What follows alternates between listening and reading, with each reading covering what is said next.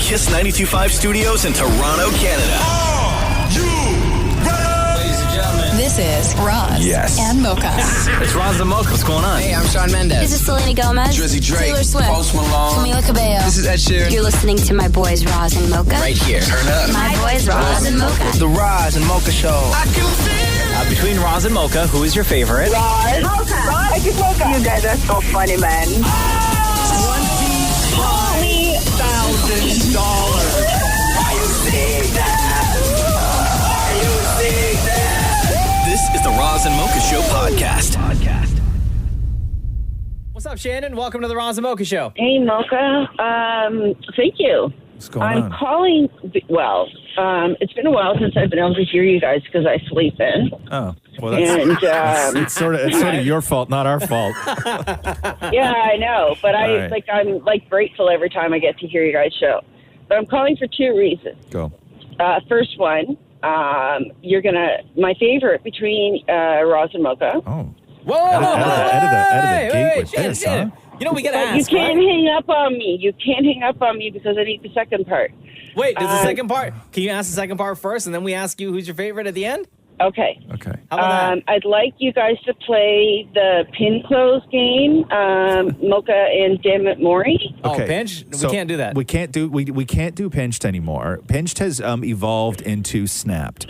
So what pinched used to be, where they would do trivia, and then if you got it wrong, you got pinched, meaning you got a clothes peg stuck on any part of your body, which hurts like Right. hell. We can't play that game anymore because the guys have to be socially distanced. So now the game is turned into snapped. The exact same premise of the game, but only Maury and Mocha wear big elastic bands around their necks, and if they get a question wrong, they have to hook their thumb under it, extend their arm all the way out, and let it go. Okay, cool. That sounds even better. Okay. Thanks, Shannon. All right. It's actually the one game on the show that I despise the most. Like, it hurts. That's why I picked it. It like really, something really torturous. hurts. Yeah. All right, okay. so Shannon, between Roz and Mocha, who's your favorite? Well, it's got to be Roz. That's why I want you guys to be tortured. Oh, wow. Damn. You got some, you got a dark side to you, huh, girl? I know. Go back to sleep. I do. please. Okay. Do you want to add? You going to ask her why I'm her favorite, Mocha? or Why is no? Roz your favorite? Because his voice sends chills up and down my body. Like that scary, make right? me tingle. Oh. Shut up, Mocha. Oh, not scary, like a monster? Oh, no. You're the worst. I can never get a win. I can never get a win. All right, Shannon, love you lots. We got to get our elastic bands, and then when we come back, we'll play Snapped, okay? Outstanding. And I do love you too, Mocha. Your laugh, cracks me up. Oh, thank you, honey. Okay, go ahead. This is the Roz and Mocha Show podcast. I dread this moment I every know. single time. I know. New game alert. New game alert. Okay. This is Snapped. Play. It's the one game on the Roz and Mocha Show that I hate the most. So how Snapped works is it's a straight up head-to-head trivia. Mocha versus Maury. I will be asking the questions and being the official judge. If you get a question wrong, simple, you get snapped. Dammit Maury and Mocha each have big, giant elastics around their necks. If you get a question wrong, you got to hook your thumb underneath the elastic, do a full arm length stretch out as far as you can, and then you simply let it go and you get snapped. That is the punishment for getting a question wrong. I personally love this game. Of course you do. I just realized too, Yes. because I have in my bag, Yes. I've got a bunch of these elastic bands, right? Right. And this one that I grabbed is a brand new one. As you should. Brand Right, new, this one's brand new, never been stretched. All right. Here we go. Your categories today, gentlemen, are Ice Ice Baby. All the answers will have the word ice in them, as in I-C-E. Okay. Your next category is wet and gushy. Things that are either wet or things that are gushy. Okay? Yeah. Mocha, I believe you get to choose the category this time around. Oh, let's go with Ice Ice Baby. Here we go. Ice Ice Baby. You know how this works, and that is if you get a question wrong, you get snapped. Dan Moore, can we test your buzzer, please? That's Maury's. Mocha? The category of Ice Ice Baby, again, gentlemen, all these answers will have the word ice in them, as in I-C-E. Here we go. First up, Okay. I'm not exactly sure what they are, but let's just go with head bugs. Maury. Lice. Correct. Okay. Here we go. Oh my God. Full arm extension. Okay. Full arm extension and just let it go. Full arm extension. There we go. It's full, Okay, it's go. full. Go. Full arm extension. Let it go. Let it go. Oh, that one bounced. Oh, that one bounced. Oh. All right. Next question, the category of Ice Ice Baby. Okay. Here we go. Cops, Popo, the boys in blue. Maury. Police. Correct. Oh my God. Guys, come on, man. Oh, okay. Okay, out you go, Mocha. Okay, I'm going to go. Same side? Screw it. I'm going to do the same side, yeah. Okay, go for it. Full arm length out. How's this? Full. That's full. You can do more. There you go. That's what I'm saying. Oh my God. Oh, the anticipation. I don't even know where Mocha is. I can't even see him on the cameras right now. Oh, man. Where is he? Is he okay? Oh, it like really hurt. I don't even see him. Oh, the skin is already raised. I can't. Feel it. Oh my God. Oh, there he is. Okay. Okay. Oh, why did I pick this category? Okay, here we go. Continuing on with the category of Ice Ice Baby. Yeah. A piece of pie, cake, or pizza? Maury. Slice. Right. How am I getting destroyed in this game right now? Okay. Don't worry. We got a category. We got wet and gushy coming up. Okay, this is where you get to come back. Okay. Okay, here we go. Full arm length out. God. 1, 2, 3.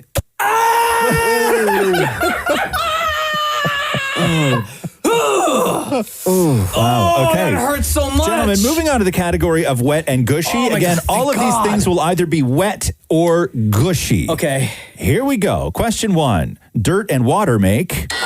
Maury. Mud. Oh, Yes. come on. No, that was my Yes. buzzer. No, it was not. That was my buzzer. No, it was not. Oh, come on. No. Oh, this is probably the worst I've done at this game. It is. Okay. Okay, it's not bleeding, so I'm going to stay on the same side. Okay. Oh, look at this. Oh, that's a deep one. He's going deep. He's going deep.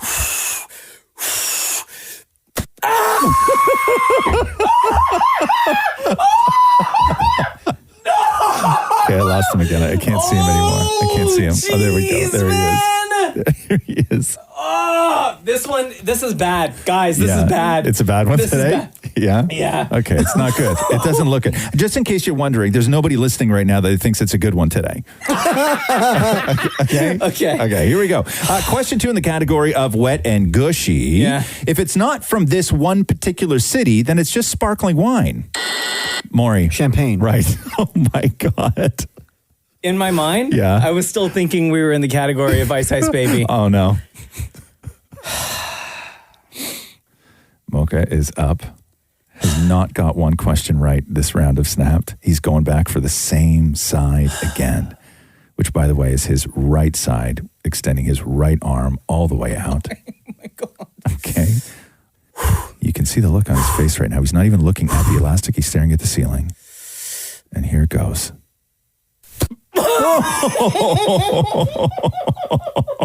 Is this the last question? No, there's one more. We have one more question. There's one more question Okay. to round out the category of wet and gushy. Can I just say I'm really sorry? Okay, final question, gentlemen, in the category of wet and gushy. Wet it with your mouth and then blow. Maury. Balloon. Incorrect. You didn't let me finish reading the question. Wet it with your mouth and then blow a bubble. Mocha. Gum. Yes. Maury? Oh no. Your turn. Gotta listen to the whole question more. My thumb didn't listen. Gotta listen to the whole question. I was like one question away from winning everything. Yeah, clean sweep. You were almost at a clean sweep. But I'll tell you almost right had a now, clean I don't sweep. think that this round could have ended any better than having Mocha Maury It's like my mother always says, those who don't listen must feel. You didn't listen, now you get to feel the snap. Okay, Maury.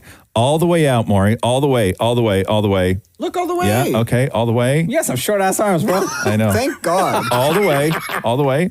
What you're doing right now is you're stretching it out. Let that elastic go around your neck for a second. Let it go. Too loose. Go get a new one. This is a new one, dude. That is not a new one. My neck is really slim. Maury, too it's loose. It's a slim neck. Now it looks like a no.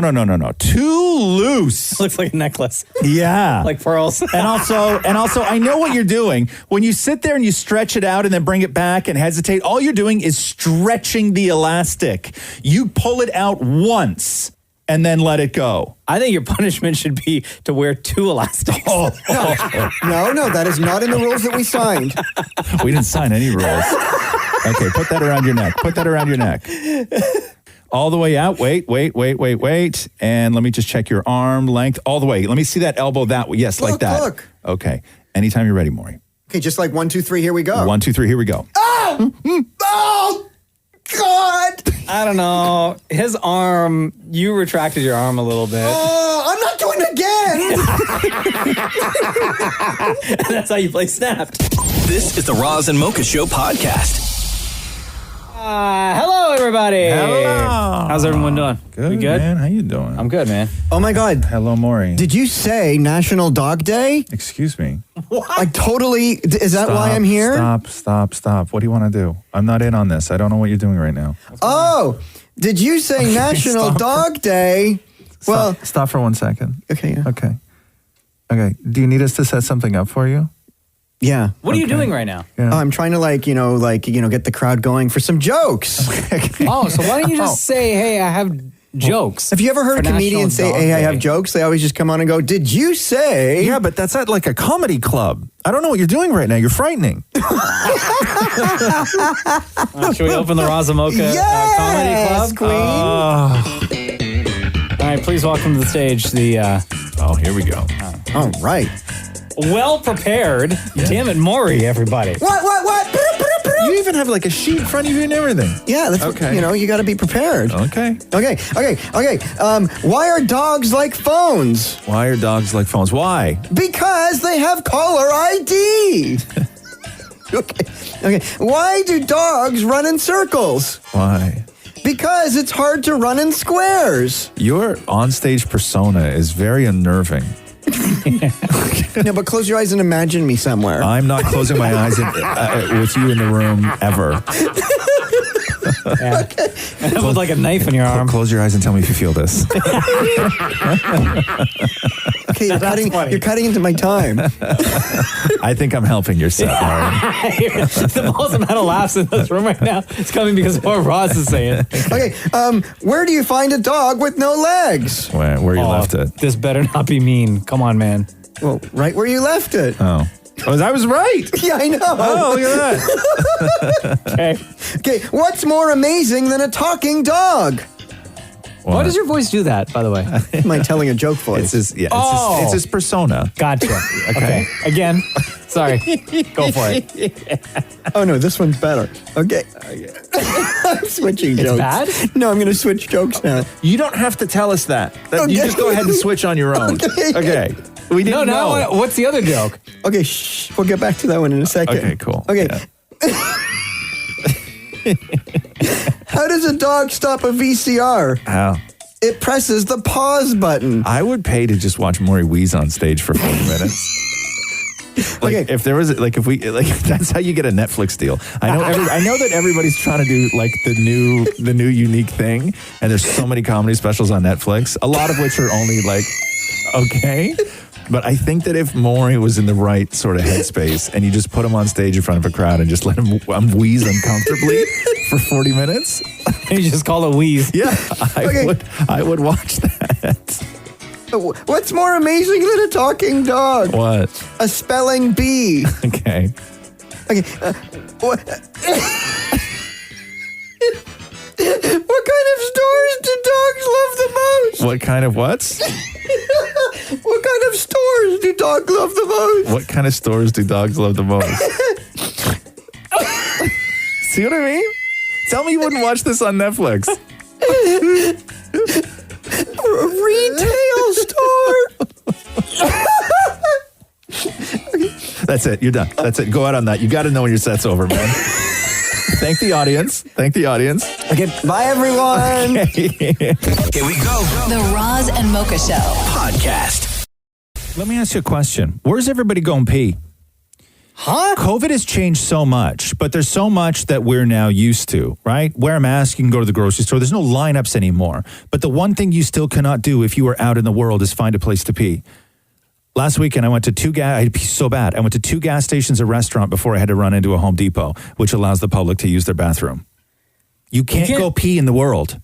You can't use like a bathroom at a gas station at all? No. Really? No. And if you go to like a restaurant, like even a fast food restaurant, and you walk up to the counter and order, you can't just dip in and go pee. Why not? They're not allowing it. You can't pee anywhere anymore. If you have a pee emergency and you're out in the world, it's very difficult to find a place to go They pee. just want people to start peeing in the streets? I don't know. This is my question. I don't know because I've been in this situation now a couple of times, and no joke, last weekend I tried 2 gas stations, a restaurant before I had to park my car in like a spot that I shouldn't have parked in, and ran into a Home Depot. But restaurants now, I guess you have to be like... Okay, so restaurants, as far as I know, you can still go because I've sat on a patio before. If you're but like I think if you're a customer, if you're there already, you can't just like run in from the street and be like, yo, let me use the washroom real quick. No, you got to check in at like the front desk and everything else. Because you have to leave your phone number and everything. Yeah. Right. I can leave my phone number as the guy who just came in to pee. Yeah. You know what I mean? At the gyms, like, because I got notice that the bathrooms are closed. You can't use them. At the gym? Like, where the boot camp I go to closed. You can they open up the gym. Yeah. Change rooms, showers, bathrooms. Do it at home. Really? So you got to show up in your gym clothes. You show up in your gym clothes. Work out and then go home. Go home. No bathrooms. Now, at the movie theaters, like if there's 3 stalls, only 1 is available. The other 2 are locked. Oh. What do you mean locked? That's crazy. Like they board them up? With a sign that says social distancing. Oh my God. Yeah, that's the one really, it's the thing that I still am having a really hard time with. I'm okay with a mask. I'm okay with one-way aisles in stores, everything else. The one thing that I'm personally having a very difficult time is if I'm out in the world, I fear, I have anxiety that I'm going to have to go pee. So for guys, it might be a little easier in an emergency to find a place. 100%. Right? Yes. But here's what I want to know. And feel free to text us, ladies. Like, what do you do? 925-555. Where do you go? Yeah. Somebody texted and said, try going out with a toddler. Yeah. Somebody said, try being a transit worker. I've been complaining about this for months. I am a Grove Line worker and no one lets us use the washroom. No. It's disgusting. Oh, here's a text, 925-555. Try being a female truck driver and needing to pee. Yes, absolutely. People in Niagara on the lake are getting tickets for defecating outside. Yes. Gross. Yes. By the way, it's all people from out of town. Yeah, we're pooping in the streets. We are. OMG, I'm a girl and I work landscaping. It was horrible the first couple of months of the summer season. Thankfully, now almost every gas station is available. Wow. Almost. Not the 2 that I went to. Big sign on the door. That says no. No Understandable. No customers allowed into the restrooms. But yeah, when's that going to go back to normal? But as a customer in a gas station, like if you go to the gas station, right? Yes. Let's say you don't even buy gas. Okay. And you go in, maybe you want to grab a drink, bag of chips, whatever. Not a problem. You could do that, no problem. Absolutely. But you're just not allowed to use the washroom. Correct. That's so weird. Yes. And sometimes you go in and like I still feel bad just using the bathroom in any place. Like sometimes I'll even just go in and buy a bottle of water at a gas station just so I can pee. I really do. And I don't know why. I shouldn't feel bad for only having to pee. It feels weird. I feel like I have such guilt if I go somewhere to only pee. I do. And I don't know why I do. I have such guilt over that I have to buy something. One time I worked up enough courage to go into the washroom at a gas station. Just walk right in. Yeah. I knew where the washroom was. I used it. I peed. And as I was coming out, the guy like at the counter was like looking. Yeah. And I was like, in my mind, like, okay, I can either, the door's right here, or I can go and like buy a Coke. Yeah. And I bought the Coke. Yeah. I was in that situation. And do you know what I did in the panic? I looked at the guy and asked him how much gas was today. Because I didn't know what else to say. You got so nervous. This is the Roz and Mocha Show podcast. Let me ask you a question. Have your tastes changed? I mean, I know you're married and everything. Why, you want to hook up? No. Are you asking me out? No, I'm just wondering if you're finally into me. No. For 11 years. No. No, as far as even when you were younger to maybe even when you met Jenna. Yeah. They say that your tastes change. And when you're younger, the things that you find most attractive or that you're most attracted to in somebody else when you're younger are looks at number one, then personality, then kindness, then sense of humor, and then how polite or considerate they are. But they say as you get older, because they polled young people and then they polled people over the age of 50 to find out what their sort of how their priorities in what they're attracted to change. So tell me what us young people said. So young people, looks was number one. Personality number two, kindness number three, sense of humor and politeness, and then how considerate they are round out the top five. But for older people, kindness was number one. Aw. Personality number two, politeness number three, sense of humor number four, and then physical attractiveness just snuck in at number five. Oh, come on. No. You don't think so? No, they're lying. You think? Yeah. You think people are lying? Yeah, because obviously when you link up with someone, like you're obviously attracted to them first and foremost. Not necessarily, physically. though. Not necessarily. I don't know, man. My Not wife, when we met, I thought she was the bomb. No, but you're not 50, though. No, definitely. Yeah. Matthew was not attracted to me for the longest time. Is he yet, though? Don't answer that, Maury. No, I'm asking. You just said he wasn't attracted to him. When did he become attracted to you? I guess over time. But have you asked him? No, I'm afraid for the answer. But I do know that he wasn't at first. He then said, do you ever look at your wife and say, "Do you find me sexy"? Do you ever worry she doesn't? Yeah, that's why I don't ask. Oh, you don't know because you're afraid. The last time I asked, he just said, "Don't ask me questions like that." Right. So that's a no. And being married for as long as you have, you should know that that's a no. Hold on. That's a hard no. Oh my God, who are you calling? Oh no. My heart, it's a pounding. We're going to call all of them. We're going to call Catherine next, then we're going to call Matthew. I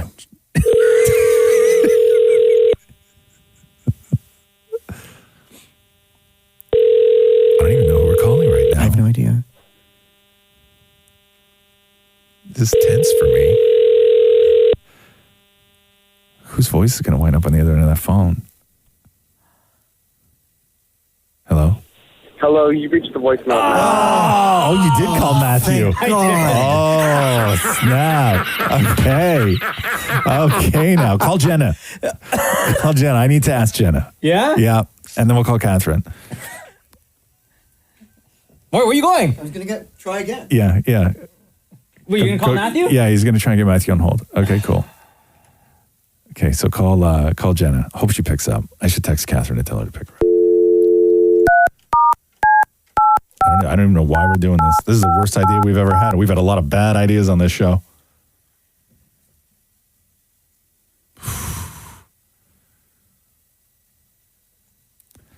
She's gonna say what you didn't pay her minutes?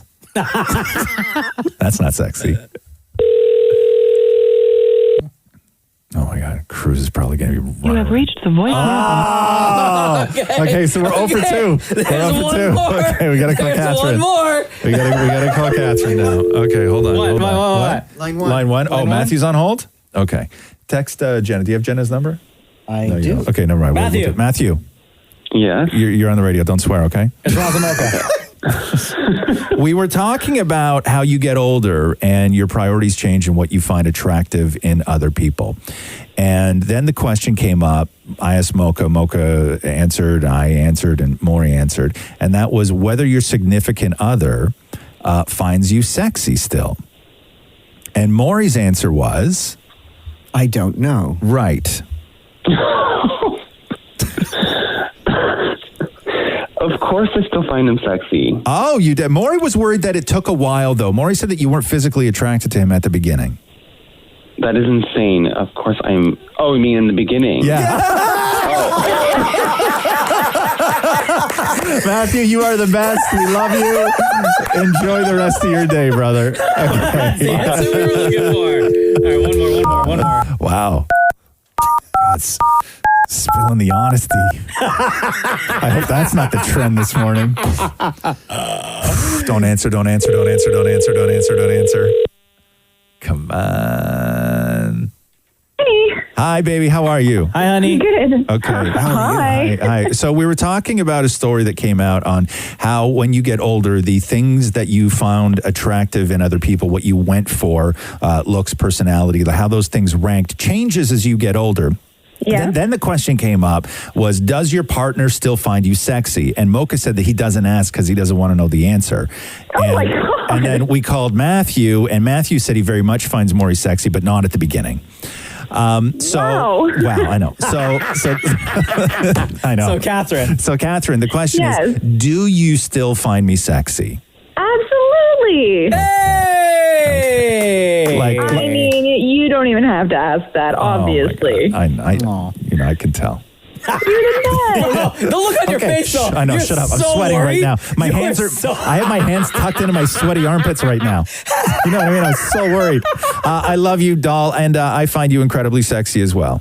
I love you so much. Oh my God, I hate you had to ask. I feel terrible. But do you find me more sexy or less sexy than you did at the beginning? Say less. I would say definitely more because I know you better now. So before I was just a hot body. Well, you were hot and lovely, but now I'm like, you are hot and sexy in in the original way, but also in new ways. Listen, keep going, girl. This isn't a TED Talk, okay? Thanks, Catherine. We love you. Hi, it's Roz and Mocha. Hey, it's Patrick calling. I just wanted to find out if Roz now finds Maury attractive now versus the beginning. We all know that that's you hiding behind the desk in your office. Get back out here. Hey, did Jenna pick up or what? No? Did you text her? No? Yeah. You did text her. What did she say? She's busy. Okay. This is the Roz and Mocha Show podcast. Power in our neighborhood keeps going out, man. The worst. Is it because everybody's using their air conditioning and stuff like that? I don't know. No? Like in the past month, at least once or twice a week, the power flickers in our neighborhood. Really? Or goes out. There was one day 2 weeks ago, the power was out for, I think, like 5 or 6 hours. Yeah. But it was overnight, thank God. What do you do when the power goes out? When you're sitting there. Yeah. And you realize that the power goes out. What do you then sit on your phone and you're like, well, I'm going to use this till it just runs out of batteries? Or do you have things you do when the power goes out? No, like if it's during the day, then, and it's a nice day, you can just go outside. Right. But like when it was overnight, when this one time when it happened, like everything, like zero light, like there was just pitch black and it was just silence. Yeah. We light candles. You guys do. And all we could find were inappropriate candles. What do you mean inappropriate candles? What is an inappropriate candle? Like racist candles? No, we had penis candles. Oh.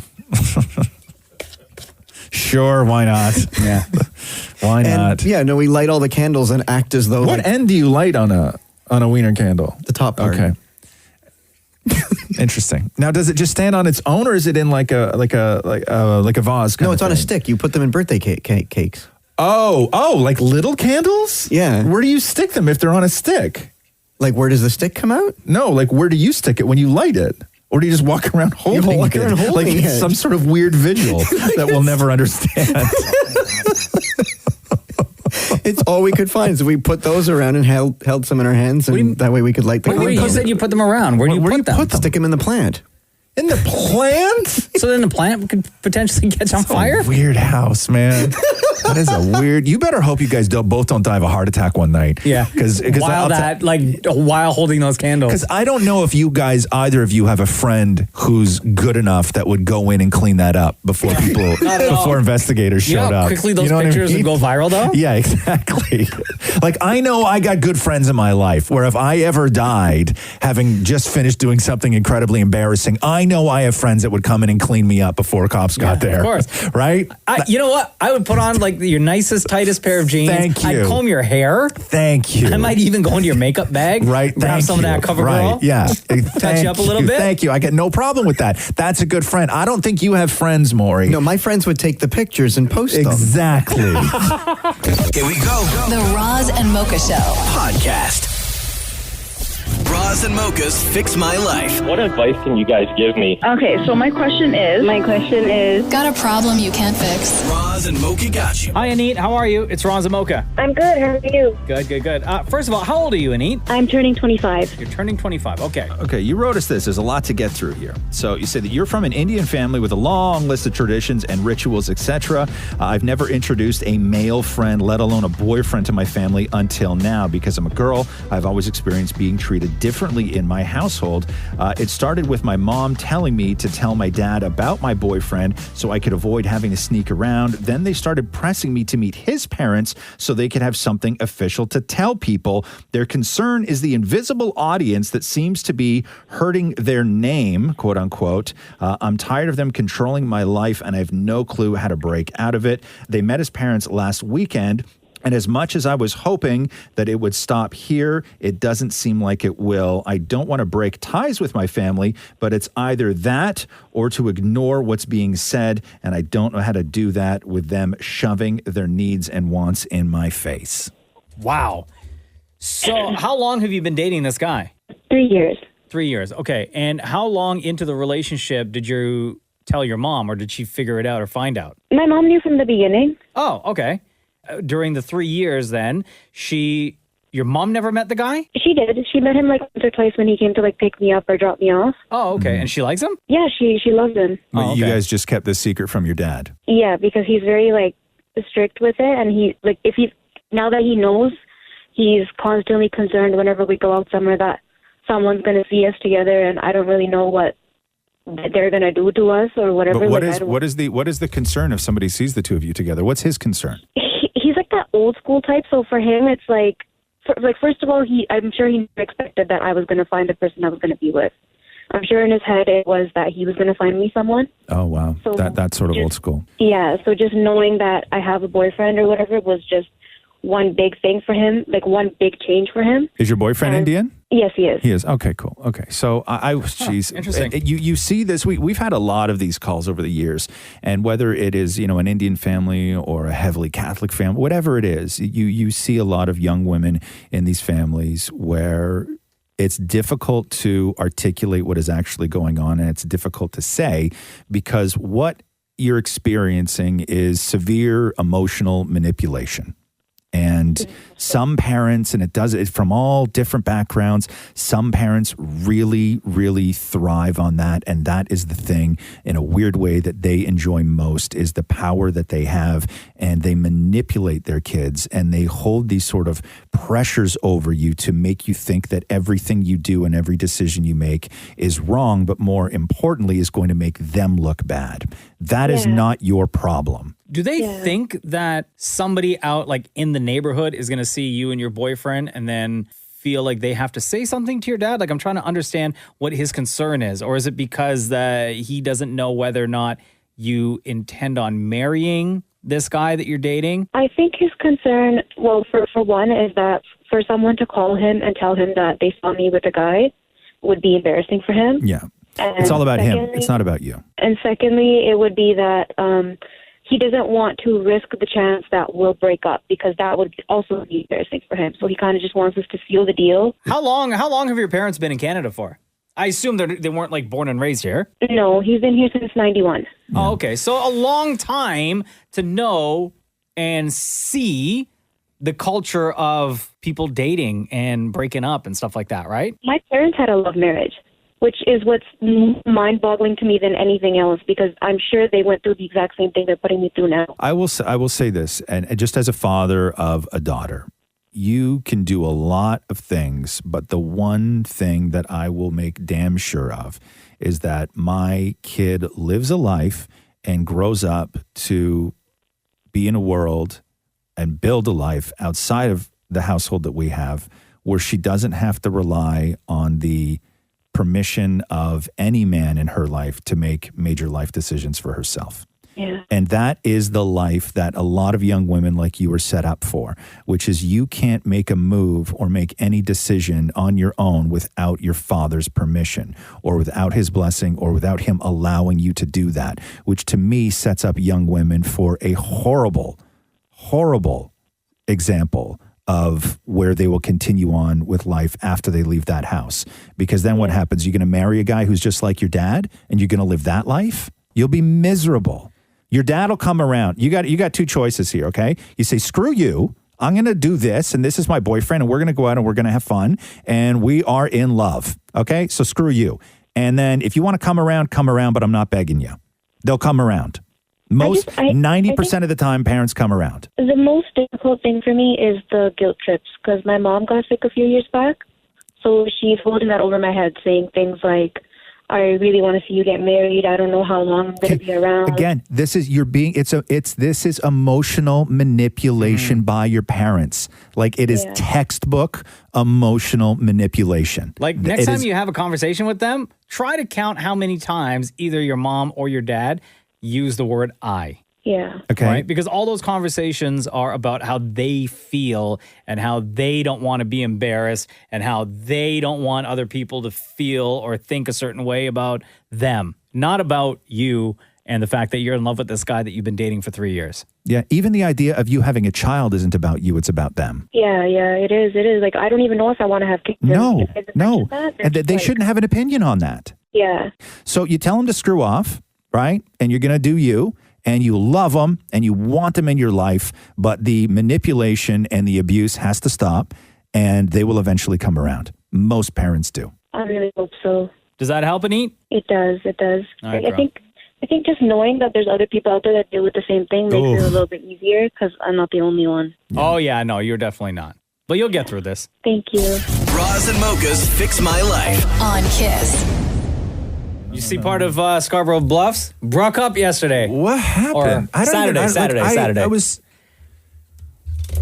It just like crumbled from the top? And it wasn't because like people were trying to scale it and like rocks started to kick away and break apart. It was literally like people on the beach kicking it. And then part of the bluffs, the Scarborough Bluffs, just started to crumble. And once one little crumble happens... It all happens. That's wild. I saw that video of the aftermath, and the incredible part is how the people on the beach react differently. There's like some people are just like, "Oh my God, what is going on?" And then while the joint is still covered in like dust, there's people that are still just kicking it on the towel. Nobody left. Like nothing happened. Maybe you moved over. Yeah. We're so starved for beautiful days in this country, so starved that a cliff face can fall off 100 feet away from you and you're like, no, man, it's too good outside. Yeah. I'm not going to be inside on 34-degree weather. Oh, no. So one of the young ladies who caught footage, her name is Michaela Hawthorne. You probably see her footage like all over the place, all over social. David Morey talked to her about what it was like to be there in the moment while everything was happening. Yeah, so it was pretty crazy. Basically, everyone was just, relaxing on the beach, having a nice day. The weather was pretty nice. And all of a sudden, we heard kind of like this rumble. And we look up, and there's just all these rocks and all this dust flying from, like, the top of the bluff. So then a couple people, started to move back. Obviously, it was very scary. And then the dust kind of just swept over that small beach area of the bluff. And were you told to leave? Did you guys run for your lives? A couple people definitely did run. We weren't that close to where the fall was, so we were just kind of shocked and kind of froze. We were just looking up at it. Quite a few people started to move back. I would say that it was pretty... Okay, it definitely wasn't safe, but where it fell was very lucky because there wasn't many people in the area. Do you feel lucky to be alive right now? Oh, definitely, because I'm not going to lie to you. A couple minutes before, I was about to head over there to take some pictures, and had I done that, I easily could have been right underneath it. It was kind of just a wow moment, like, wow, that really could have been my life, because it honestly could have been gone in an instant. After all the dust settled, there wasn't any police or sirens or anything like that. The park security came over, kind of checked out the situation. They told a few people to move back, clear the area, but they didn't tell anyone to leave the beach. They just had that one area that was super close to the bottom of the rocks cleared out. Like, that's a question that should be a yes, regardless of the severity of a situation. Do you feel lucky to be alive right now? Like, yeah, sure. You can ask that after the bluffs fall and you don't get hit. But also, like, just at brunch. Like, if you and I were kicking it, right? You had your own side of bacon, I had my own side of bacon, and I looked at you and went, don't you feel lucky to be alive right now? The answer is going to be yes. Of course. If we were on the bus, the answer is yes. Even if the bus is terribly hot. Sitting here right now, ask me. Mocha, do you feel lucky to be alive right now? Yes, I do. Yes, the answer is always yes. This is the Roz and Mocha Show podcast. Hey, let me ask you this question right now. Do we have 2 seconds? Yeah. Okay. When it comes to the most iconic, like, individual fashion items. Oh, hang on. Okay? Uh-huh. Fashion, Maury. Fashion, darling. Like, individual items. If you had to rank them as far as, like, the most iconic individual items. I'll give you an example, okay? Number Please. 6 Yeah. is Uggs. Okay. As far as an impact, everybody had them. Oh my God. Culturally relevant, Yeah. all that other stuff. Okay, so number 6 on the list is Uggs. Are Jordans on there? Okay, so here's my question for you. Okay. I'm going to go through the list because really I don't care about the list. I only care about number because I only care about number 3. Okay. Okay. Number 3 is the only one that matters to me.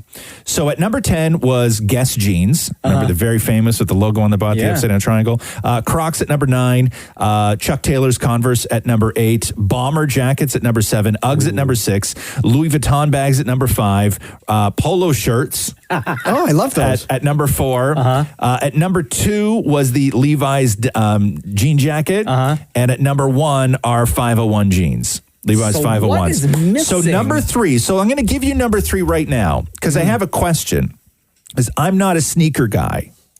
Okay. So you just mentioned what? Jordans. Okay. So at number 3 on this list of most iconic individual fashion things. Yes. At number 3 is Nike Air Max.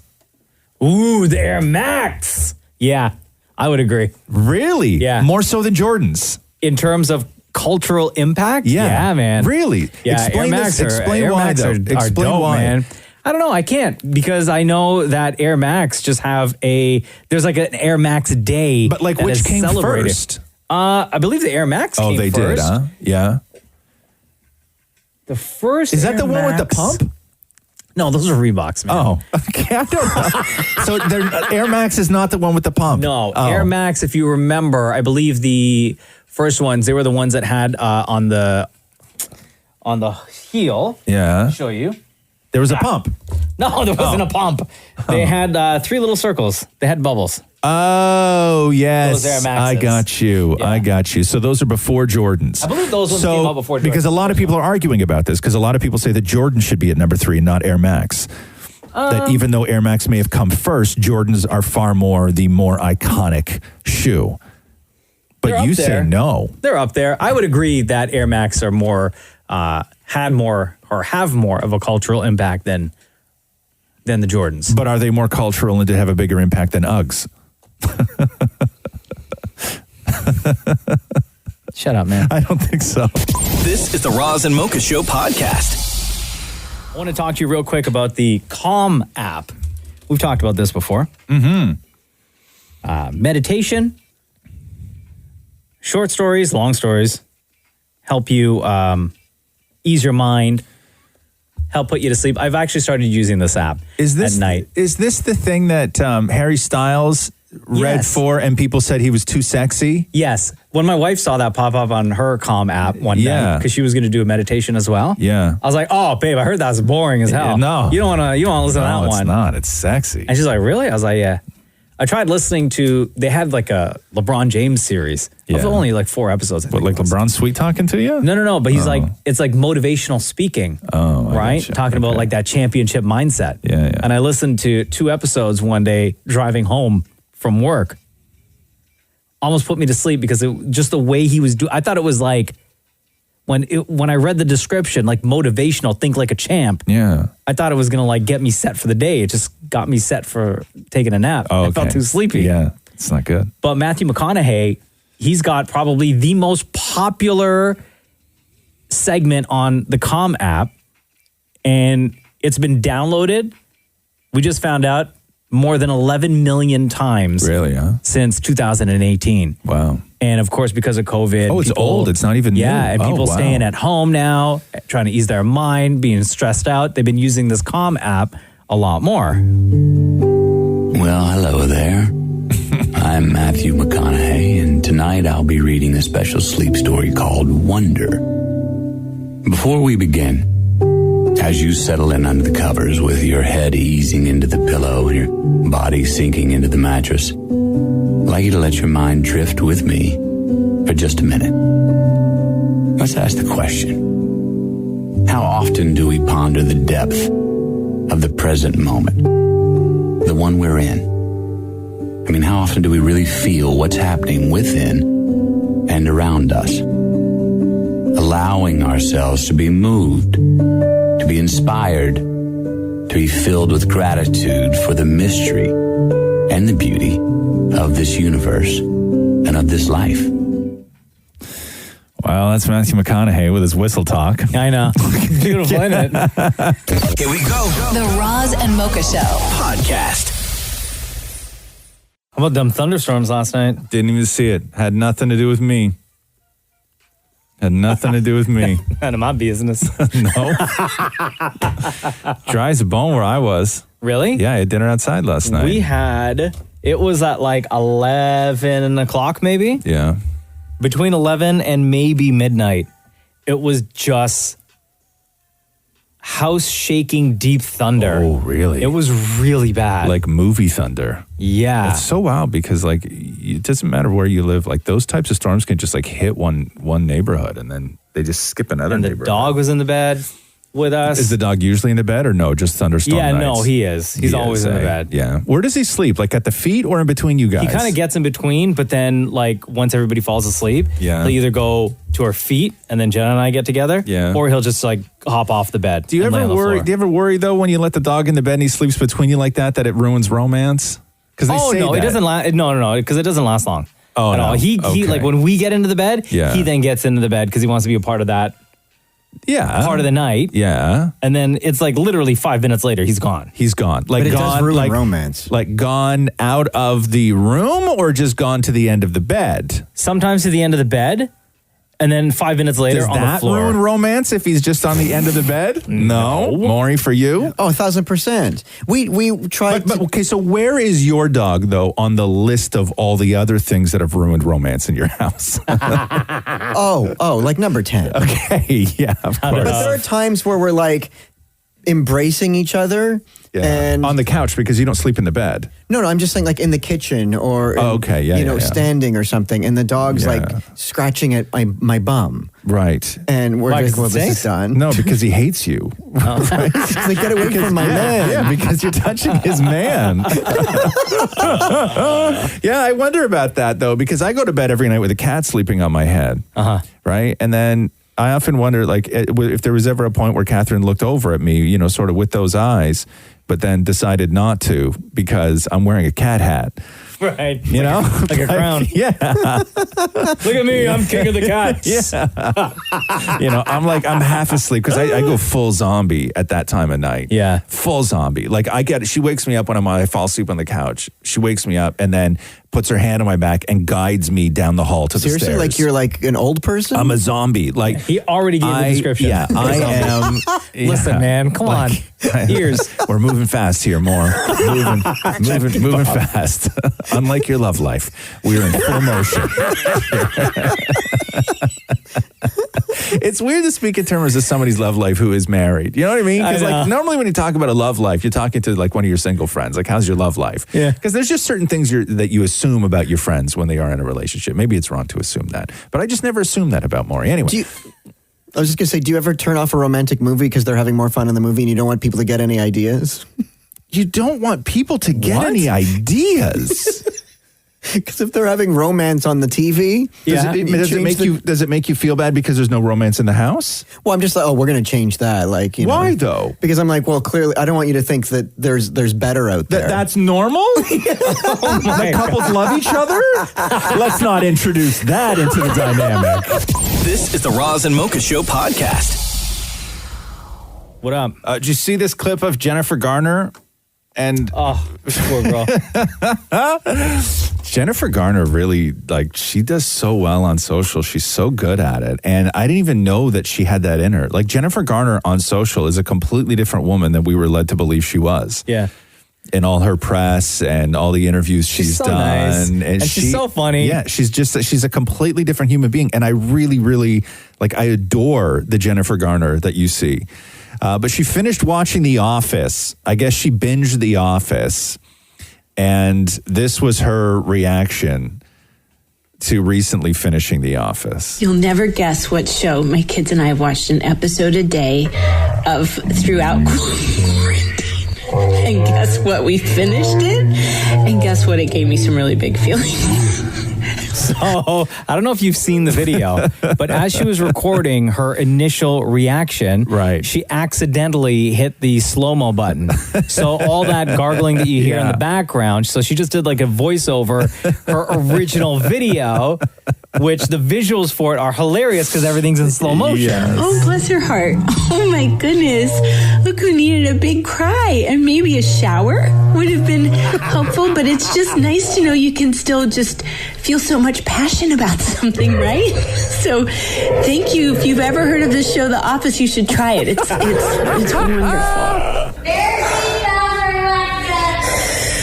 Bears beats Battlestar Galactica. She's so wild. She's so wild. Roxy's on round 2 of Modern Family now. Oh, really? She binged Modern Family through COVID, and now we're back on season 1 last night. Oh my God, so good. Yeah. Back when the kids were like kids. Yeah, little, right? little kids. I still haven't seen the final season of The Office. No, it was good. I recently restarted. I'm on season, I think, 3 now, because I'm going to go through of The Office. I'm going to run through so I can get caught up. But I only watch up until the beginning of the very last season, and then I don't even know how it ends. I was able to stay away from how everything ends in The Office up until now. I'm trying to think if I even know how The Office ends. I don't think I do. No? No. I'm sure I did a story on it for ET and stuff, but I don't think that I know how The Office ends, because I didn't know how Modern Family ended, because I stopped watching Modern Family when there was still 4 seasons left. So those last 4 seasons, when we binged through Modern Family, those last 4 seasons were all brand new. Is the very last season up on Netflix now? Yeah, no. We bought the last season. Oh, did you? Because I'll tell you, Jen and I are huge fans of Modern Family as well. Yeah. And we watch everything up until the very last season. So I don't know how Modern Family ends either. Right. How the latest season ends. Yes, because it was a fight in our house, because Catherine just looked at it and she's like, well, that's the end of it. And Roxy's like, no, that can't be the end of it. And Catherine's like, well, it hasn't been on in years. And Roxy's like, I know, but it's Netflix. And then they wait a really long time to drop things. Yeah, and I was like, ladies. And then I went onto YouTube and I was like, oh, I guess I'm spending $40. This is the Roz and Mocha Show podcast.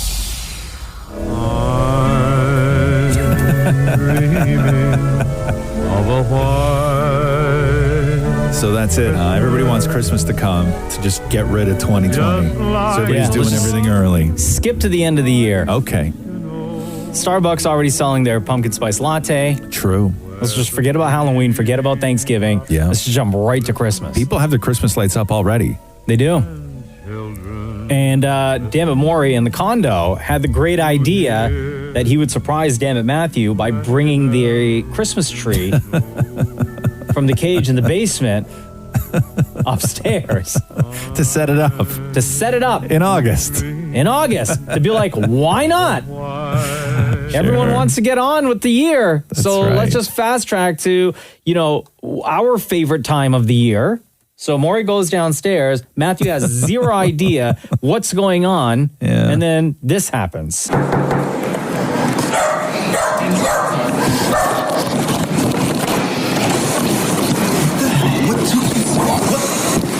you help me? Excuse me? Can you help me with it's heavy. This is what I think it is? This is a 2-person job. What are you doing? Why? What took you so long? I had to go down to the cage to get this. Christmas in the summer! You better be kidding me right now. No, everyone. Pumpkin spice stuff is coming. Like, yeah, exactly. Tell them. Everybody wants the year to end, so I thought if we put the year to end? The year to end. Well, we had too much wine. Is this a joke? Like, why no Christmas tree? Because I thought if we put the tree up now, the year has been terrible. We can celebrate Christmas now because it's our favorite time of the year. No. This is what people are doing now because they want the year to be over. I want the year to be over too. Yes, so if we have Christmas, it's the end of the year. No, I'm okay to maybe talk to me in October and we'll see. I don't want a lot for Christmas. There is just one thing I need. After this year, I want a lot for Christmas. Okay, but I brought it up. Let's do this. It's not happening, Maury. Take it back. No, but let me ask you honestly, Maury, what difference does it make? Clean. What difference does it make? First of all, you have to prepare the condo for the Christmas season. That requires cleaning before you put the tree up. So I'll go wait over there. Just clean the circle. You. Honestly, what difference does it make? We have a dog. The dog is everywhere. We've got toys. We've got a crate. We can put up his stocking. Maury, take it back. Can we take a few ornaments out? No, I'm not taking anything out. Oh, I need more wine for this. Jesus, I can't believe this. You brought that up here by yourself. Put that back down. So let me understand. Dumb it down for me. No? No. So I have to bring this whole thing down on my own? Yes, Queen. Bring it back down by yourself. So no? Do you want me to smack you? This is the Roz and Mocha Show podcast. Jenny, it's Roz and Mocha. How are you? Hey, good. How are you? Good. Are you out for your run right now, or did you already do that? I haven't gone yet. Oh, okay. Do you run every single day? Yes, I try. Oh, nice. And for how long? And how far? Usually just maybe 5K for a half hour or so. Oh, wow. And every day, huh? That's crazy. Yeah, I try. So your text to us read, I guess you sent this yesterday, out for a run and thought of something random. Does Mocha wear all of the shoes he buys or does he save them? You know what's interesting is I've been working with Mocha now for just about 11 years, and I've known about his shoe fascination. I don't know if I've ever asked that question. When I was out, my thought process was, I was like, I really should probably get some new shoes soon. You know who has a lot of shoes? Mocha. I wonder if he wears all of his shoes. So throughout the years, I have purchased shoes that, I don't wear. I just kept them. And then eventually I wore them. Mm-hmm. But in my collection right now, I have 5 specific sneakers that I purchased that I have not worn. What's the reason for not wearing those ones? I don't want to, this is going to sound stupid. Yeah. I don't want to crease them. Okay. And I just don't want to get them dirty. Okay. Okay. How many shoes do you have? 30 something right now. Okay. Out of those 5, so I have a set of Jordan 4s that I got 2 or 3 years ago. Yeah. And they were the exclusive Toronto Raptors edition where they're red, purple, and black. Yeah. Yeah, so I haven't worn those yet. So, but what's the point, though? Because normally when people buy stuff like this, it's for showy-offy purposes, right? Where you want people to know you have them. You want to show up somewhere in them and have another sneaker guy go, damn. I know. I just can't. But you just won't wear them. I just will not, no. When The Rock signed that big deal with Under Armour for his Project Rock collection, and he dropped his very first set of sneakers, the Project Rock ones. Yeah. I bought those ones, the black and yellow ones, and I never wore those ones. Really? Yeah. But then when he dropped other colors of the same one, I bought those, and those ones I wear. But the very first edition, black, I don't even know if they're worth anything. Yeah. I'm just such a huge fan of The Rock that I bought those ones and I kept. What's your most expensive sneaker, do you think? If you were to take it to one of those conventions or to I shouldn't say let me not say expensive. Okay. What's your most in your collection? Mm-hmm. Because I know sneakerheads want to know this. What is your prized possession? What is your most hard to get shoe? I would say, because I'm not on the level of a top-notch sneakerhead. No. Right? So for me right now, My absolute favorite are the Toronto Raptors Jordan 4s that I have. Okay. Right? Yeah. I don't know if there are more out there. At the time, they were very hard to come by. Mm-hmm. I haven't checked up on them just recently to see if any more have been made or anything. But as soon as they dropped, those ones were everyone wanted those ones. Now, do you ever see people wearing those or no? I have not seen anyone wear them. So everybody else who owns a pair of those is like you. Yeah. Where they sit in a box in plastic in the closet. They're actually mine are up on a shelf. Oh, okay. In my mind. office. Would you wear them to the Yeah. park? Would you wear them anywhere, or would you only wear them if you're I know they're going to stay clean? With those particular ones, I just will not wear them at all. No. Okay. For example, I have another set of Jordans, right? And they're all white. And they're not special edition. You can still buy them now. Yeah. And I bought those ones 4 years ago. Yeah. And I have not worn them yet. Really? Because I don't want to get them dirty. Not because they're exclusive. And they're very comfortable. I just don't want to get them You know dirty. what's so interesting is I remember when I was a kid, okay, and the worst thing that you could do, and I used to beg my mother, I would beg my mother when it was around mid to late summer, and I knew back to school shopping was just around the corner. I knew we were going to go to Stone Road Mall, and I was going to buy up everything they had in Randy River in my size, right? Yeah. So I know that was going to be all my clothes. But you always had to get new shoes going back to school because you needed new shoes for gym and everything else. My fear every year was that my mom was going to wait so late in the summer to buy me my new shoes that I was going to be the kid that showed up to school with brand new shoes and get made fun of for the first 3 months. No way. That was the best. You show up on your first day with all your fresh gear and fresh kicks. No. Oh. So we would make sure that we got our shoes at least the second week into August, and I would run the hell out of them in the dirt, on the bike, everything. So I was not the kid that showed up to school because believe me, in the high school I went to, if you showed up to school one day in brand new white running shoes, you would never hear the end of it. They'd make fun of you? Oh my God. Are you kidding me? The ladies love a crisp shoe. No.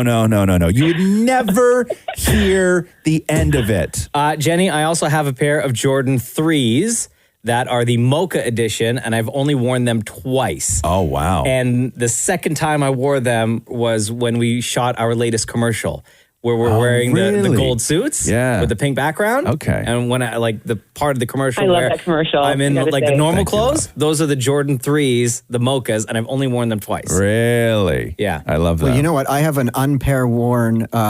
I have an unpair worn. Yeah. You want to take a minute? You want to take a minute and rework that question? I have an unworn pair of silver Rockport still in the box. Nobody. Oh, wow. I can't wait to see what they're worth on eBay. So, Jenny, there is the answer to your question. Thanks so much. All right, girl. Good luck. Take care. Love you. Bye. Oh, Thanks. wait. Jenny. Between Ross and Yes. Mocha, who's your favorite? Oh, God. Okay, this is tough because from the beginning it's been Roz. But lately... What'd I do? No, you didn't do anything. But I'm just oh, Mocha, I love you so much. So it's hard. I don't know who to pick. Well, you already did. Thanks. Oh, man. Love you, girl. Jeez. Bye. This is the Roz and Mocha Show podcast. All right, we about to connect with the Iron Cowboy. Amazon Prime, it's the world's toughest race. It's the return of Eco Challenge after 16 years. It's 66 teams from 30 different countries. It is the hardest race in the world. Iron Cowboy James Lawrence, who we just talked about, he got the name Iron Cowboy because he did 50 Ironman races in 50 days in 50 different states. James Lawrence, what's up, dude? It's Roz and Mocha. What's up, boys? How we doing? Good. How are you doing? AKA Iron Cowboy, huh? That's right. I was just explaining how you got the name Iron Cowboy, and you did 50 Ironman races, which is a 4K swim, a 180K bike, and then a full 42.2 kilometer marathon. You did 50 of those in 50 days in 50 different states, right? That's accurate, yes. Oh my God. Why would you do that to your body? Yeah. Yeah, great question. I don't know. How do you prepare for something like that anyway? A decade worth of just grit and showing up. Yeah. If you, by the way, if you're listening to this right now, James Lawrence, the Iron Cowboy, do yourself a favor and Google the picture, Google image a picture of James and Iron Cowboy, and take a look at his abs when you Google, because they're like abs. you know when you were a kid and you would get an action figure, and that you would look at it and go, it's so unrealistic. Nobody has a body like that. Like your abs look like an action figure abs, like they're carved in like a factory, man. Well, in all fairness, that image was on day 48, and so there had been there have been 48 consecutive days of a lot of hard work. And how long does that take you? When you we'll get to the world's toughest race in a second here, but when you are doing this, just to put this into perspective for people of what you accomplished to get the name the Iron Cowboy, when you are setting out, you start your race in the morning when you're doing an Ironman, where you start with the swim and then the bike and then the run. How many hours in a day are you taking to complete one round of this 50-day cycle? If I'm just to do one standalone, around 10 hours. But when you're doing 50 consecutive, you're looking at 12 to 14 hours a day. So you did 12 to 14 hours a day for 50 days in 50 different states, right? Yeah, so that's 7 weeks. At any point in that, do you ever get to the point where your body, like your mind is saying, keep going, but your body is saying like, bro, we need to chill for a minute at least? Yeah, that was day 2. Yeah. And what makes it so interesting is that you look at the world's toughest race. First of all, Bear Grylls is hosting this. It's on Amazon. It's the return of Eco Challenge after 16 years, which I'm so incredibly happy about. But you look at a guy like you look at James Lawrence, the Iron Cowboy, who did 50 Ironman marathons in 50 days in 50 states. And then you start watching this show and you're like, oh my God, not even this guy is killing this course. Like, how hard was Eco Challenge? No offense, by the way. No, none taken. That thing was legit. And even watching the show on Prime, it just doesn't do it. You cannot convey how difficult and how long each one of those sections takes. Like you hear, oh, they did this for 12 hours, but it's just so hard to like internalize what that means. There's one scene that I watched, and I don't remember. It's one of the earlier episodes where one of the American guys gets so dehydrated and he works himself to the point of where he can no longer function, that the rest of the team decides to carry on. And so they tie a rope around his waist and they're dragging him along like he's their zombie pet.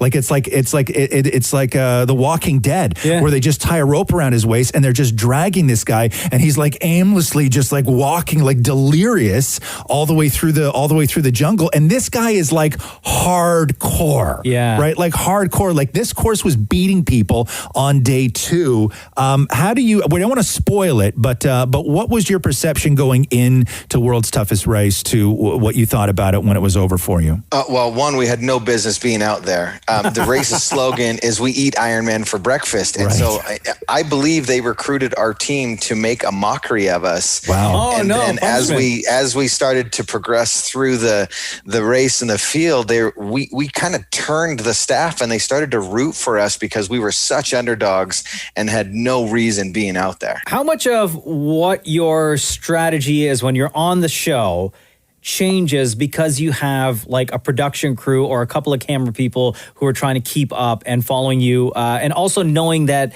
everything that you do, every step that you make is being recorded at that time? Yeah, it was a good punch in the face early when you realized you're mic'd 24 hours a day. Yeah. And that's what they want. They want you to forget that you're mic'd. And you do. You literally forget you're mic'd. You forget the cameras are there. And you just are so focused on helping your teammates get through, helping you get through, staying alive. I mean, there was times out there where I'm like, we're dead. Like, we're not going to get through this. How do you not give up, whether that is during a race or in life? You must have some insight into what we are all capable of that maybe we don't. What's your take on somebody who wants to give up? How do you keep going? For me, it's my word is my bond. And if I say I'm going to do something, I figure it out. And lack of preparation is typically why most people fail. And I fail as hard as I can in prep. So when it comes to these type of challenges, promise, I give you my 300% guarantee we're going to get through, because there is no option to quit. And most people are looking for exits, reasons to get out. Right. And we're looking for solutions to keep going. It's so funny. There's parts in the show where even early on, like within the first 4 or 5 days, where they focus on the winning team, and then they focus on another team, and they're like, team number 2 is 36 hours behind the leaders. Oh my God. Like this thing gets... Honestly, I thought you were going to say minutes just now. 36 hours. Like this race gets so out of hand. If you've never seen Eco Challenge, because it was off the air for 16 years, it is the most incredible show. Adding Bear Grylls to this only makes it better. And James Lawrence, cannot thank you enough for hanging out with us, man. Absolutely, guys. Really appreciate it. Much love to Canada.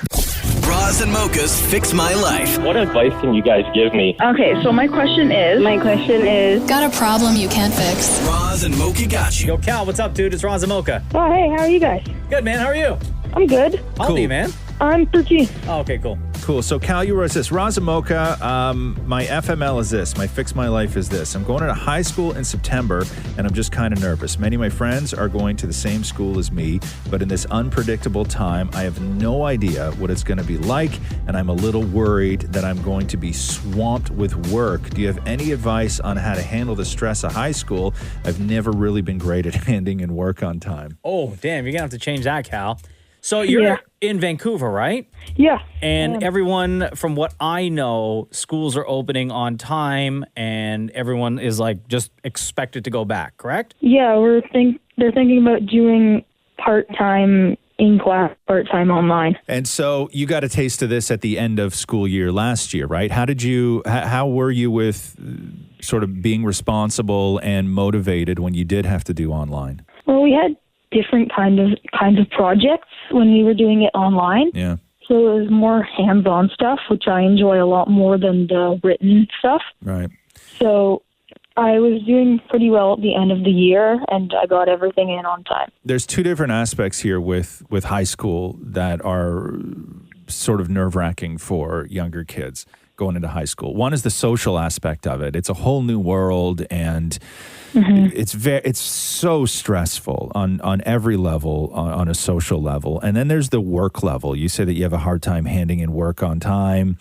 And what's your motivation? Why are you always late with your assignments? Well, I don't really enjoy school a lot. Right. Yeah, well, you're 13, so. Yeah. So I'm always tempted to do other things instead of my work, which kind of gets me off track. Like what? Like what? What are your distractions? I talk to people, or I read, or I don't like homework. So I'm always kind of lazy with homework. Right. Yeah. Okay, so I'm going to say this to you. You don't have to love it. You just have to be good at it. Stop looking you don't have to love all your classes. Like, I think that we got into this weird thing where you feel that you have to love everything, and you don't. It's school. You're not supposed to love high school. You got to find things to love in life. You got to find things that do motivate you. You just got to take care of all your work before you get to do them. Like, you just have to be good at it. You don't have to love it. You don't have to go you don't have to if you grade 11 advanced math. I never wanted to. I never wanted to do that. So boring. Right? It's so boring. It's so boring. But you don't have to love it. Okay. You don't have to be its champion. You're not going to be a spokesperson for it. You just have to be good at it. And being good at it is just a matter of putting in the work. Now, I will say this when it comes to assignments: you're going to feel overwhelmed, and you're going to have all sorts of projects due, and they're going to stack up, and you're going to sit there and you're going to look at it, and you're going to just fail internally. Mentally, you're going to fail, and you're not going to hand anything in. When you're looking for motivation when it comes to assignments, especially when you have a lot of things on your plate, okay, the best motivation is the sense of accomplishment. So you grab anyone, and you kill it, and you knock it out of the park, and you get it off your plate. Once you have one down and you get that sense of accomplishment, that's where the motivation comes from. You will never get over it unless you start crushing it. Yeah, that makes a lot of sense. And it's just one at a time, man. That's the only way to do it. It's just one at a time. And you'll get through it. Believe me, they design a curriculum that a 13-year-old kid going into grade 9 is capable of doing. The rest is up to you. If you can't do it, or if you don't do it, that's on you. If you try and do them all at once, you're not going to be able to do them. Because you're going to be just do one at a time. I'm going to tell you the stupidest trick and I do this all the time, even now as an adult, is when I know I have certain tasks that need to be taken care of, I will make a list of all those tasks, and I will start at the top and work my way down. And after every single one that I accomplish, I cross it off my list so I can actually see it. That's me. I'm a visual person. I need to see that I've accomplished that task, and then you move down the line, down the line, down the line until you see a cross on everything that you wrote down. Even my mom does that. She says it's actually really helpful. It is. I'm telling you, bro. Yeah, and don't be afraid to start with the ones you're good at or you're best at. You know what I mean? Mm-hmm. You can get those ones out of the way quickly. Get them out of the way. Get them out of your life. Not even out of the way, just get them out of your life. And when you go to bed at night, there's a huge difference, especially when you're in high school. But I'm going to tell you what, it doesn't change because I'm 46 and I still feel like this. Am I 46? 45. Okay, I'm gonna be 46 and I still feel this way. That's why advanced math, you got to pay attention. And that is when your head hits the pillow at night, there is a weight. And it sits on your chest and it starts rolling around in your head and you can't sleep and you can't relax and you get anxiety and you get all of this stuff. And that is because you think back at the day that you just lived, okay? And what you're thinking about are the opportunities you had to not lie in bed at night and feel this stressed. And you didn't take it. Yeah, I feel like that's a really important role. Does all that make sense, Cal? Yeah, that's great advice. All Thank right, you so buddy. much. All right, man. Good luck with everything. Thank you. Roz and Mocha's Fix My Life. On Kiss. I'm just reading a story about the snow train. The what? The snow train. Is that a new wrestler? No. Sounds like it though, huh? All aboard the snow train. No, according to the managing editor of the Old Farmer's Almanac, he said, quote, "We expect basically to start out on the tracks in December and just be a series of storms that chugs across the prairies, Ontario, and Quebec into early March," meaning there's going to be a lot of snow this winter. What do they know, though? What do they know? Like, you are can't they do a legit? what do they know. Like, if anybody knows, it's not that they know specifically. But the if weather anybody, changes so much. But if anybody has an idea, yeah. But they said that this summer was going to be hot and brutal. They've never been wrong. I'm sure they've been. They said that this summer was going to be hot and brutal. What has this summer been? Hot and brutal. Decent. Now they're talking snow train. So it starts on one side of the country and travels right across? Yeah. Do we like this or no? I don't know. Do you like being buried in snow? I know you like being buried in debt and buried in misery. Mission accomplished. Buried in for both. self-doubt. Bring it on. So why not snow? ready for it. But did they say like how much snow?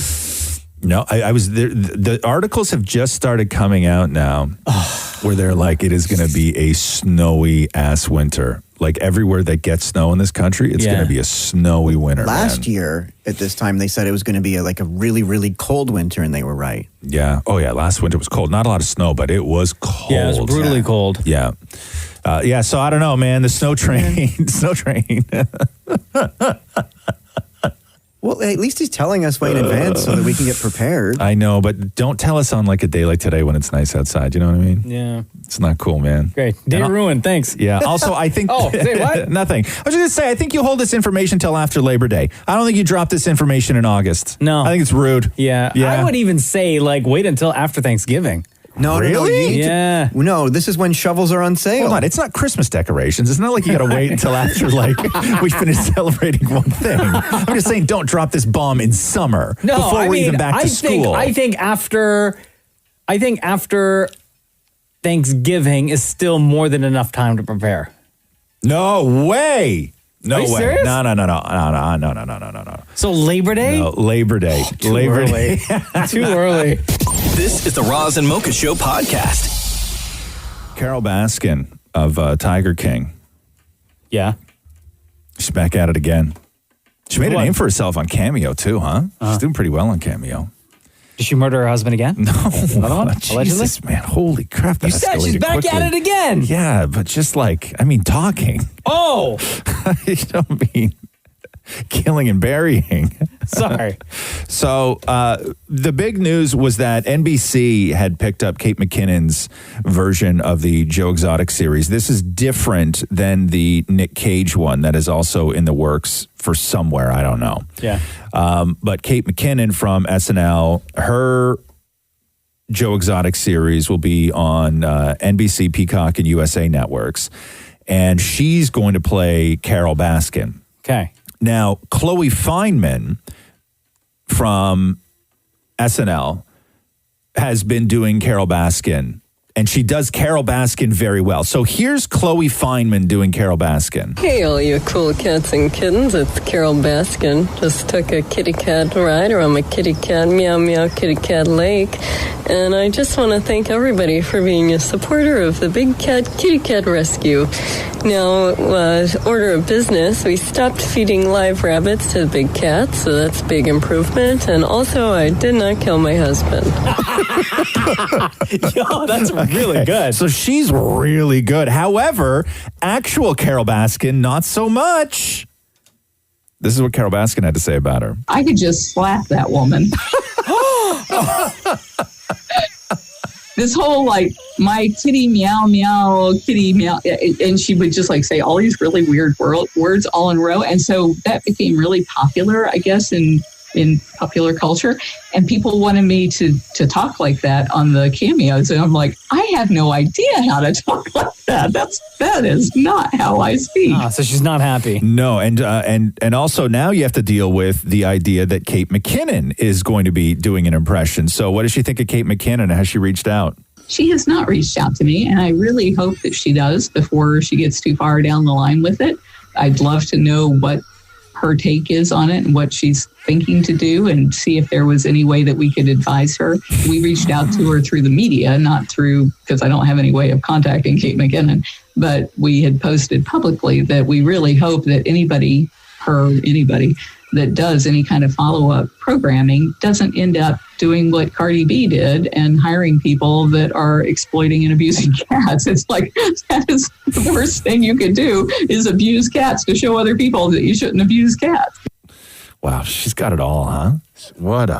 I don't think, listen, when you're somebody like Carol Baskin, you get this, and you've seen this before with people that they've done stories on or made a movie out of. And they're like, well, I really hope they do reach out so they can really tell them my story, and they know. Kate McKinnon knows everything she needs to know about you. Absolutely. Right? Absolutely. For the purposes of the show that she's doing, she knows everything about Carol Baskin that she needs to know. She does not need to talk to you. Same with Chloe Fineman. Right. Because I could just slap that woman. Come on.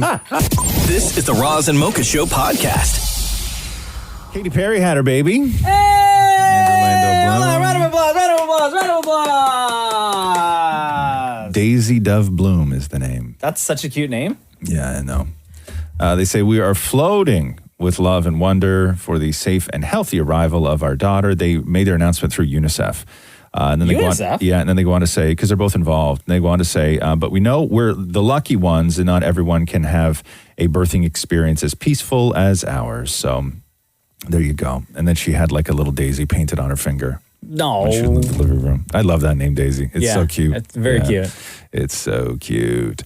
What else is going on? There's something I wanted to. What is it, Maury? I won the lottery. You won the lottery? What do you mean you won the lottery? Last night's lottery. What do you mean you won? I won 2 free plays. Oh, that's not winning the lottery. It's not losing. Yeah, it is. What was the jackpot? 30 million? Yeah, so you lost $30 million. Yeah, you didn't win anything. No, I won 2 free plays. No, you got 2 free plays. I got 2 free plays as opposed to winning them.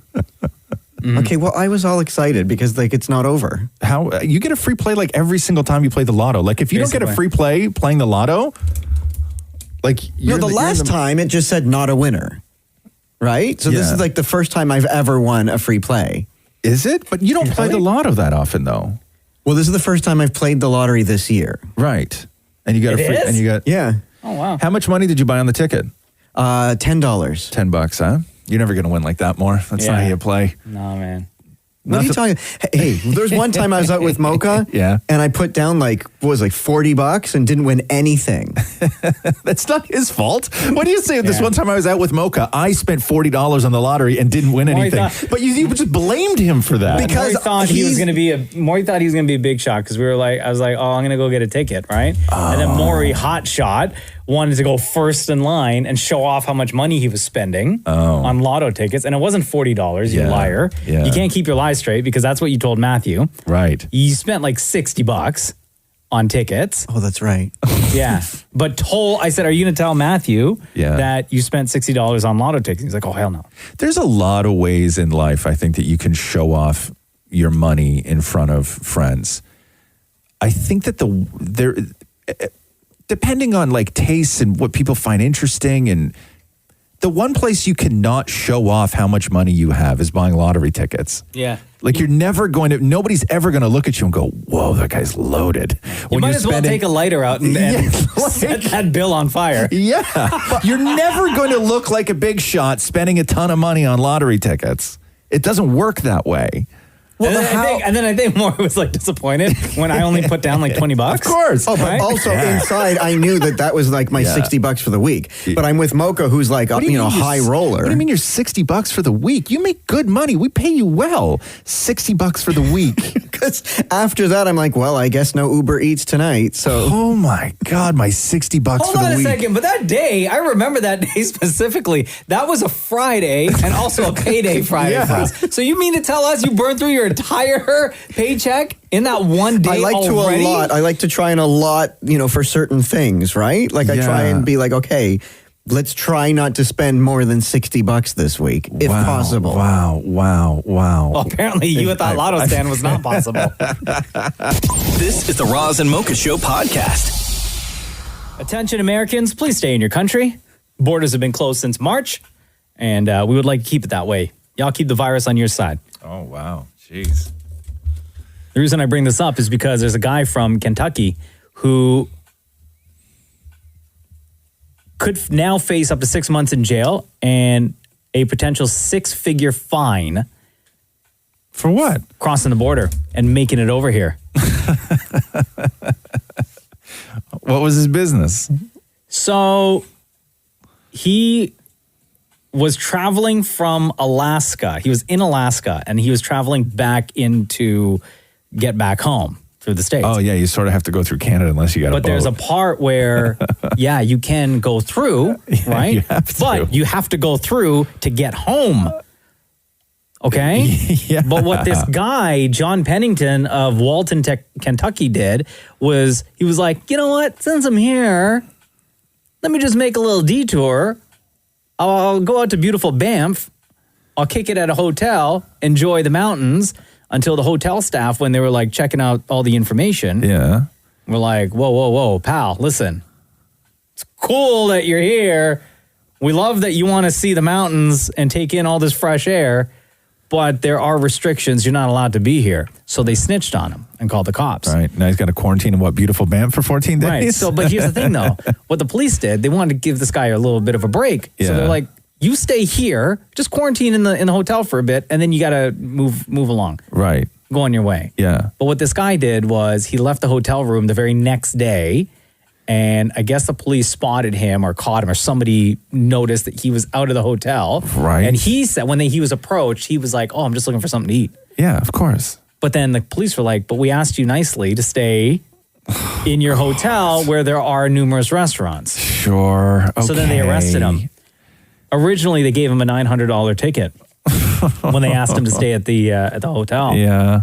And now what does he have to pay? Now, he's been arrested and is scheduled to appear in court in November. That's crazy, man. That's crazy. You're never going to find this guy. He's going to go back to Alaska. See ya. In November. Yeah. What, do you think he's going to come back to Banff in November to go to court? No. $500,000 is what Shut up. This is excessive. This is ridiculous. It's so ridiculous. I'm all for safety. I'm all for all of that.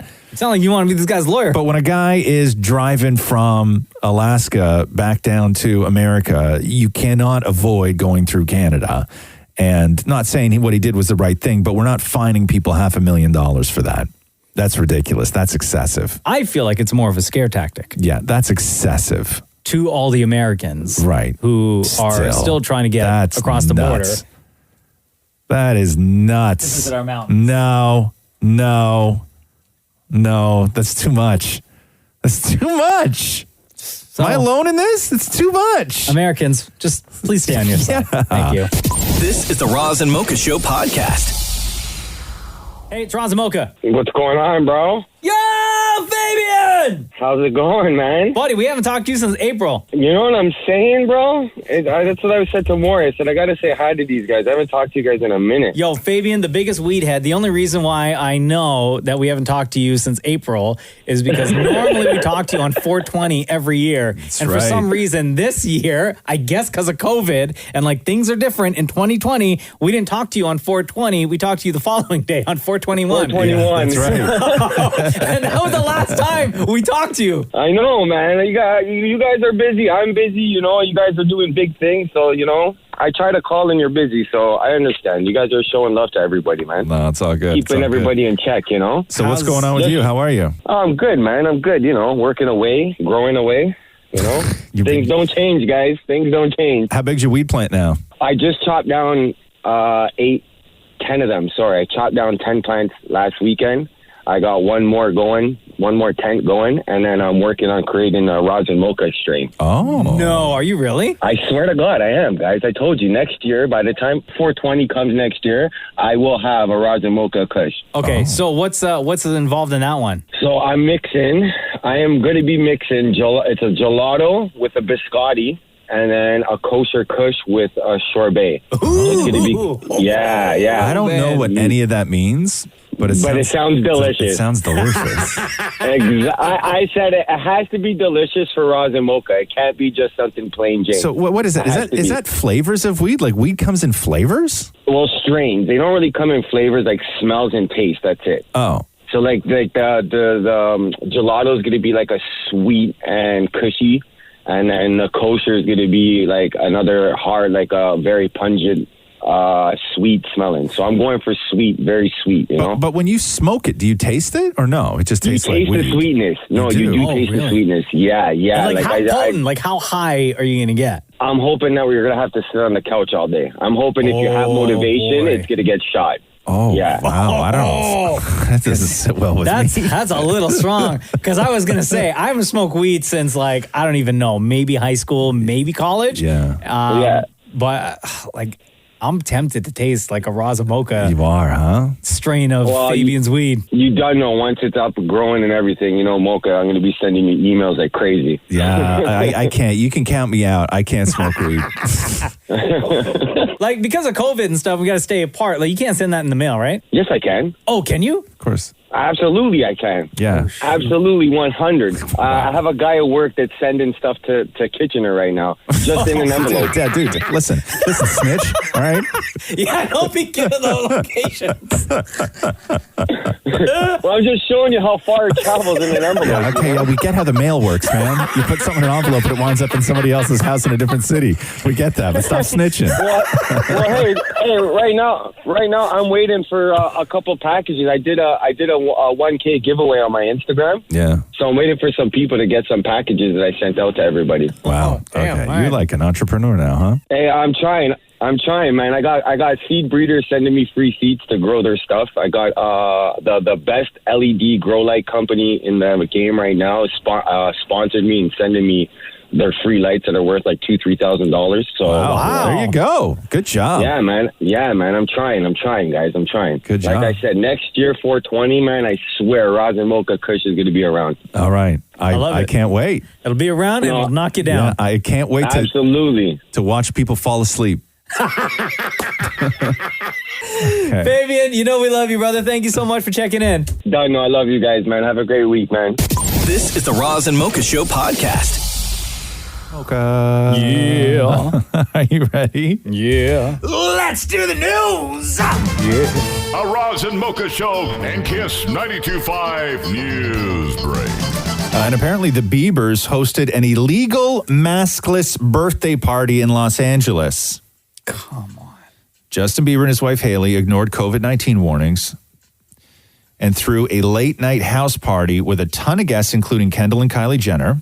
And it was a birthday party for singer Justine Skye. In addition to being risky, the party would have been in violation of LA County's ban on gatherings with people from different households. So they're not getting charged, though.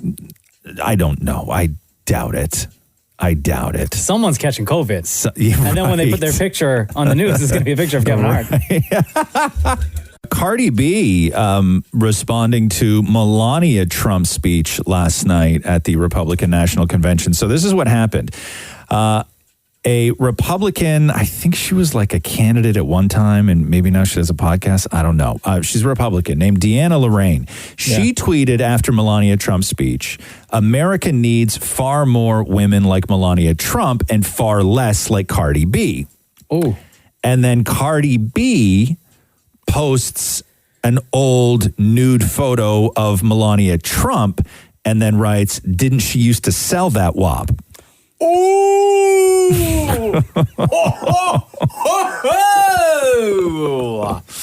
Whoa, Cardi B with a fast clapback. But it wasn't Melania who said that to her. It was another person who said that to her. Poor That's Melania. like, oh God. She's just trapped, huh? Trapped, and you know she's not loving life right now. No, she hates it. This is Jacob Blake's mom addressing the unrest happening in that state. Absolutely not. My family and I are very hurt, quite frankly, disgusted. And as his mother, please don't burn up property and cause havoc and tear your own homes down in my son's name. People shouldn't do it anyway, but to use my child or any other mother or father's child, our tragedy, to react in that manner is just not acceptable. Toronto is set to introduce new rules for Airbnb. Look at Maury doing a dance in there. So this is as of beginning September 10th. Short-term rental operators will need to start registering with the city in order to operate. People will not be allowed to list their properties on short-term rental sites if it is not their principal residence. Oh, really? And advocates hope that the new rules come live with me then? What's that? I had to rent out a room? That's how Airbnb was. I know when it first started, right? It was like, I got this place. I have a couch. I got a room. I got a couch. I got the basement. I have all this stuff. What they don't want are ghost hotels. They don't want 5,000 condo units in this city that are basically short-term rentals. And so that has been the bane of Maury's existence in his condo for Maury years. used to snitch on everybody. I know, everybody. Even you still the gonna ones... you gonna keep snitching? There was, and it's banned right now because of COVID. You can't have short-term rentals in our building. Right. But the people right behind our bed were having a party. Would you know I called down to security? Did you? Right What do you mean away. right behind your bed? Like the unit right behind my bed. Okay. The unit next door. Why didn't you just say that? Why don't you just say that instead of making it weird? Yeah. Like Just say, hey, the people next door. Like Revenge of the Nerds when they got kicked out of the dorm and they just put cots in the gym. Poor guys. Classic. And, former NBA All-Star turned analyst Chris Webber is getting huge praise for his comments on TNT last night. So we know it won't end tomorrow. We know that there's been a million marches and nothing will change tomorrow. We know vote. We keep hearing vote. Everybody vote. But I'm here to speak for those that are always marginalized. Those that live in these neighborhoods where we preach and tell them to vote and walk away. Charles Barkley came to my high school. Just seeing him in the locker room, seeing his hands and his body, that inspired me. You can't see something, you can't be something until you see it. And when I tell you the little kids that have called me upset, I have a godson that has autism and I just had to explain to him why we aren't playing. I have young nephews that I've had to talk to about death before they've even seen it in a movie. If not now, when? That's all I just want to hear from the rest of the night, where everybody's pontificating and thinking and soapboxing and all of that. We know nothing is going to change. We get it. If Martin Luther King got shot and risked his life, Medgar Evers, if we've seen this and all of our heroes constantly taken down, we understand it's not going to end. But that does not mean, young men, that you don't do anything. Don't listen to these people telling you don't do anything, because it's not going to end right away. You are starting something for the next generation and the next generation to take over. Do you have to be smart? Yes. Do you have to make sure that you have a plan? Yes. Do you have to be articulate about that plan? Yes. All of those things. But that's what you're going to do. They're professionals. They know how to be the best of themselves. And so I applaud it.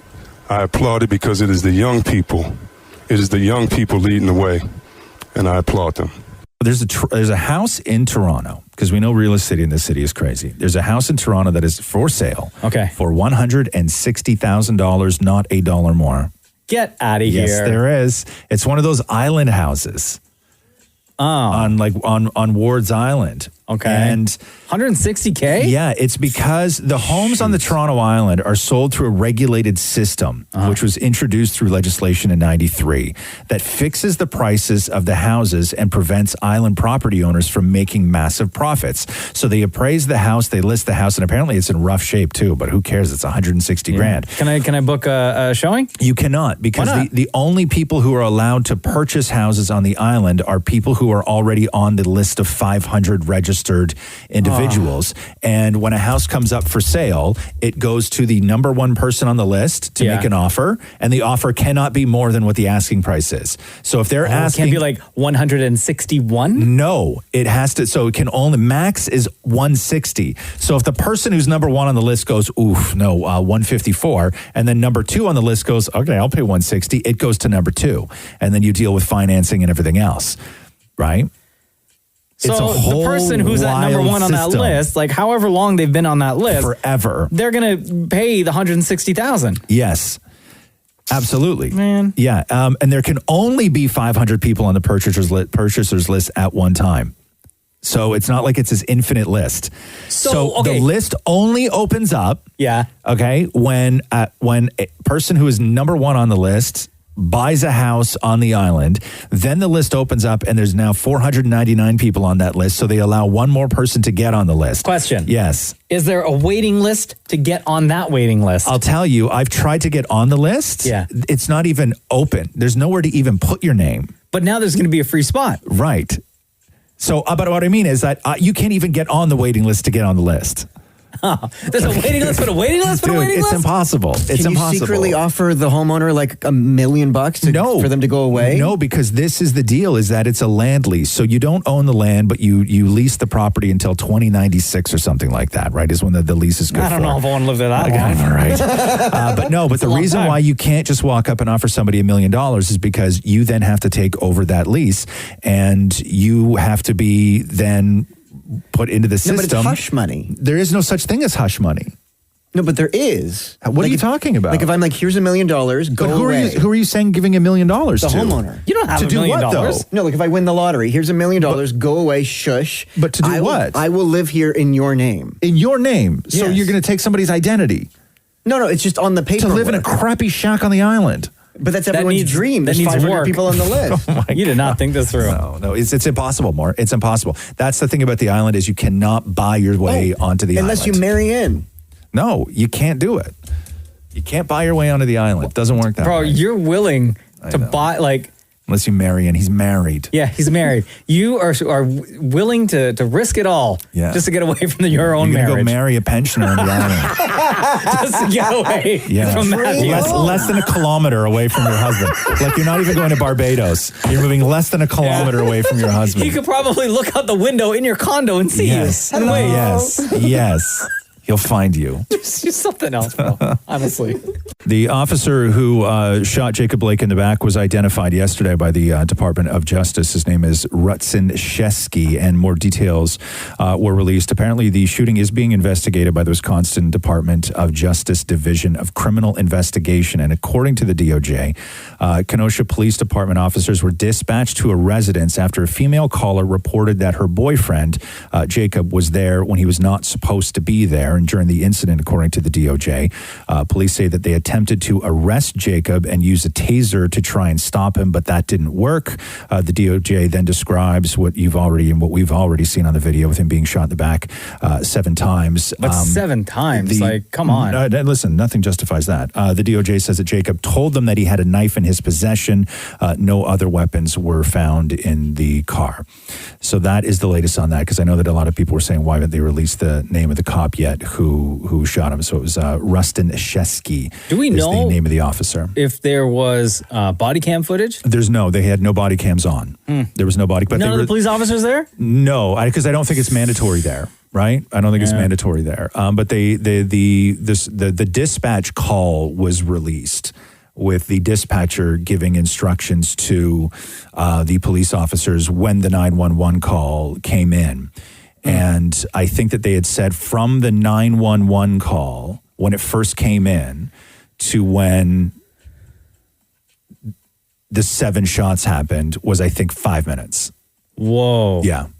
So it was quick. The whole thing happened quick. Amazon founder and CEO Jeff Bezos became the first person ever to be worth $200 billion. I'm canceling Prime. Just out of spite. So what's that going to be now? It's going to be worth $1,999,989. Who's with me? Who are everyone that wants to cancel Prime today? Breaking Dancing with the Stars news. Which is? AJ McLean from the Backstreet Boys just confirmed that he's on the show. Oh, there we go. Nice. I like that.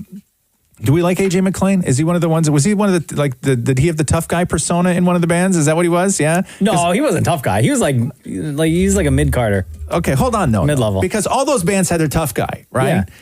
So was AJ McLean the tough guy? Yes. From Backstreet Boys? Yes. AJ McLean was not the... Shem, get in here. I need you guys to fight this out. Nail polish. Okay, yeah. Here's my thing. Okay. Okay, let's go through. Not tougher than Donnie Wahlberg. No. But every band had their own tough guy. Okay. In the Backstreet Boys, it's AJ. AJ was the tough guy. Nick. He's the one that goes, am I sexual? No, he was saying Donnie. He was saying Donnie. Oh, that's hold on here. Okay, hold on. Now that I'm looking, now that I'm looking at the pictures, okay, yeah, AJ would have. Yeah, none of these guys.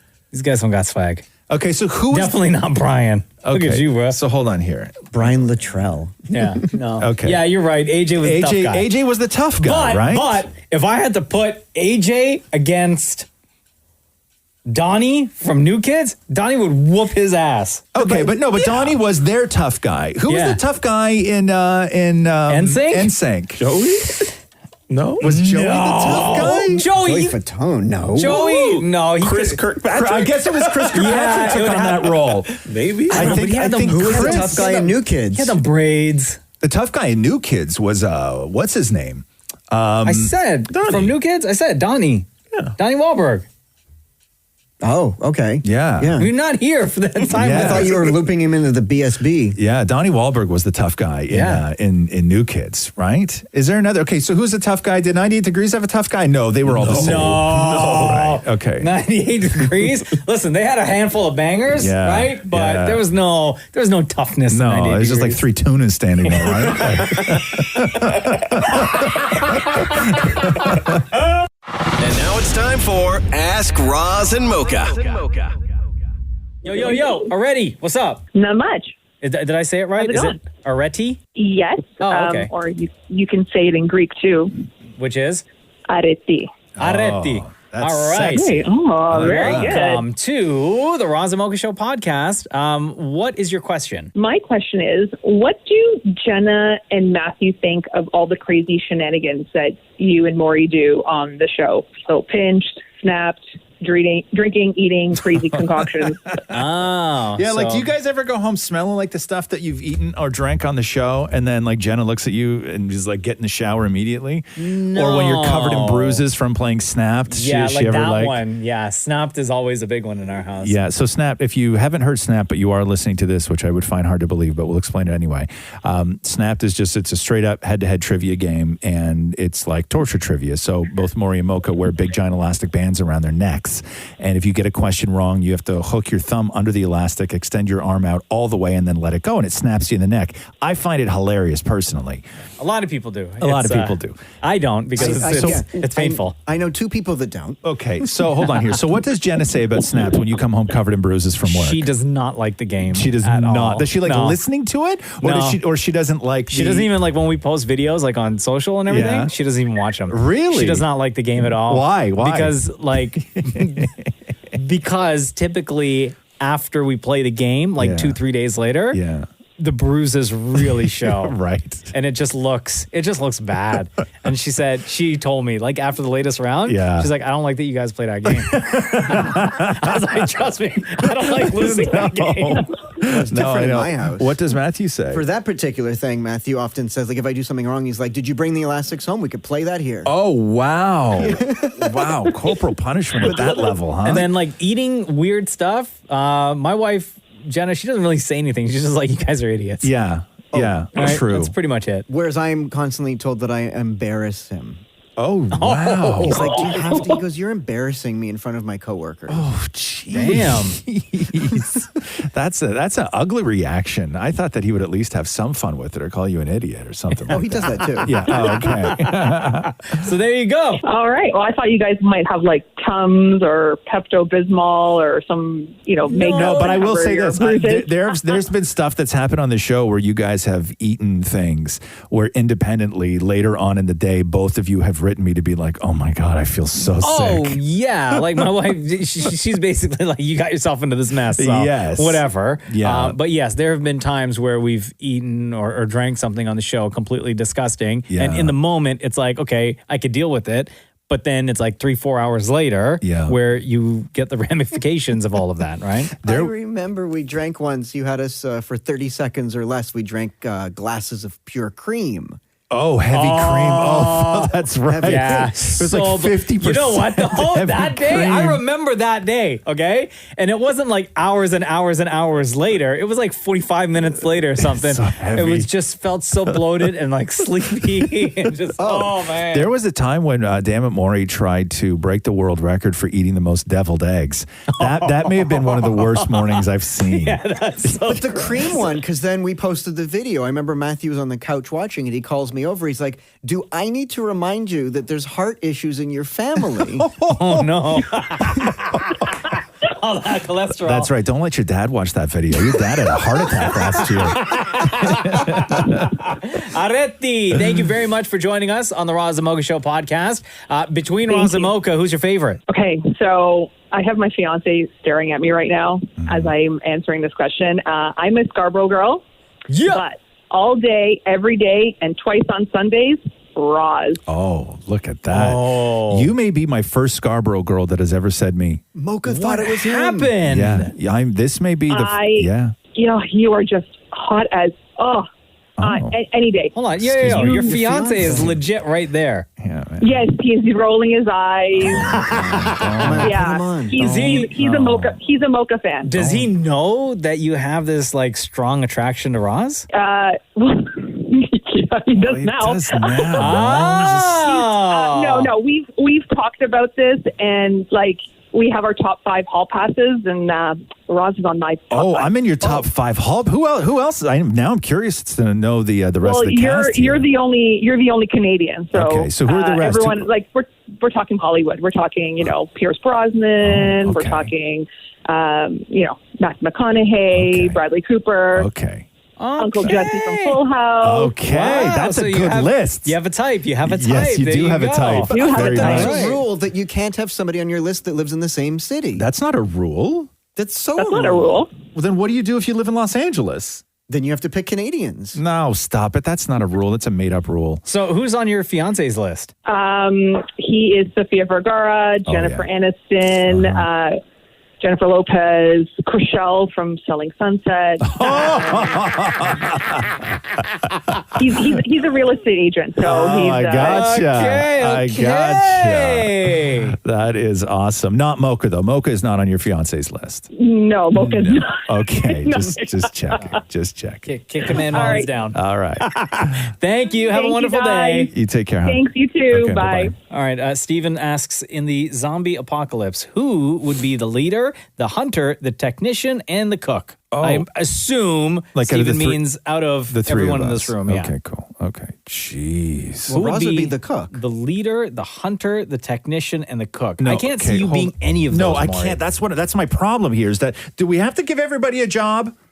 Because I'll double up on my jobs in order to not have Maury be the cook. Same. I'll no, double Roz up is too. the cook. I'm the leader. Oh my God. I don't think so. No, you are the farthest thing from a leader that maybe I've ever met. I mean, in I'm my a life. half decent technician. Like A technician of what? Like I'm assuming it's just like wires and crap, right? You can't do that. Solder? How hard can you it don't, be? But you can't do it. There would be nobody to teach you these things. So you go into this with only the skills that you have now. Okay, then let me be the cook. You cannot be the cook because I'm absolutely not not. eating your hot garbage that you Yeah, would make no. for us every No, night. but obviously if it's a zombie apocalypse, we're just boiling cabbage or something. No. Like let's say we can hunt. We can because that's on there, right? You're not hunting. You're going to kill Yeah, something no. with your bare hands? Like Shem in there laughing his ass off.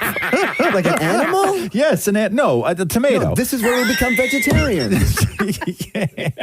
Okay, so if You can screw that up. Okay, just Steven. let me be the leader because all you have The to do is leader. follow me. Okay, so No. follow you doing what though? Like, what are your leadership skills that you're going to make sure that we are all kept alive? What skills do you have? I can read a compass. No. Honestly, now let's be specific here. What skills do you actually have that would lead us to safety and out of danger, and that you would thrive in that role? Okay, then just let me be the cook. No, you can't. I'm not eating this stuff. You're a terrible cook. I'd rather get killed by zombies. I to be would, honest. yeah.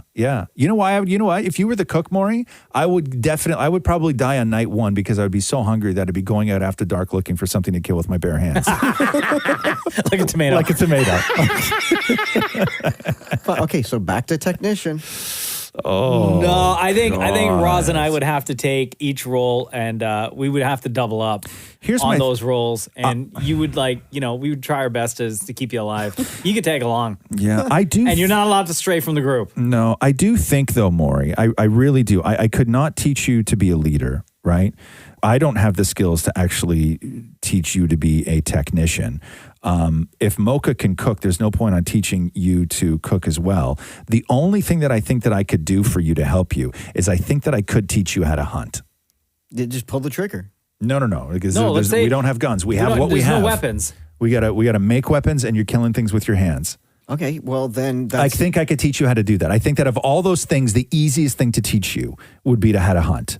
okay. Easier than teaching you how to cook, easier than teaching you how But to he's lead. pretty queasy, though. No, I know, but we could get over that though. Like I'd wait till he was sleeping and then I would just like dump guts on him and wake him up that way to sort of like get him desensitized to feeling the inside of something. Oh.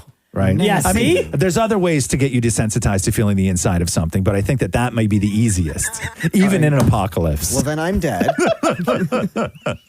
Okay, we got to move on. Okay, Kennedy Elder has a fantastic question. Hypothetically, if Roz was gay and single, would he date Matthew? Oh, God. No, I'm not doing these. I don't do Not these Dan and Maury, questions. Dan and Matthew, No, I his don't husband. do. No, I can tell you all about him. I don't do these things. He's a great cook. No, that's He's an fine. awesome hunter. That's fine. Is he a hunter? He's never hunted. He's killed a chicken With what? What? in Portugal.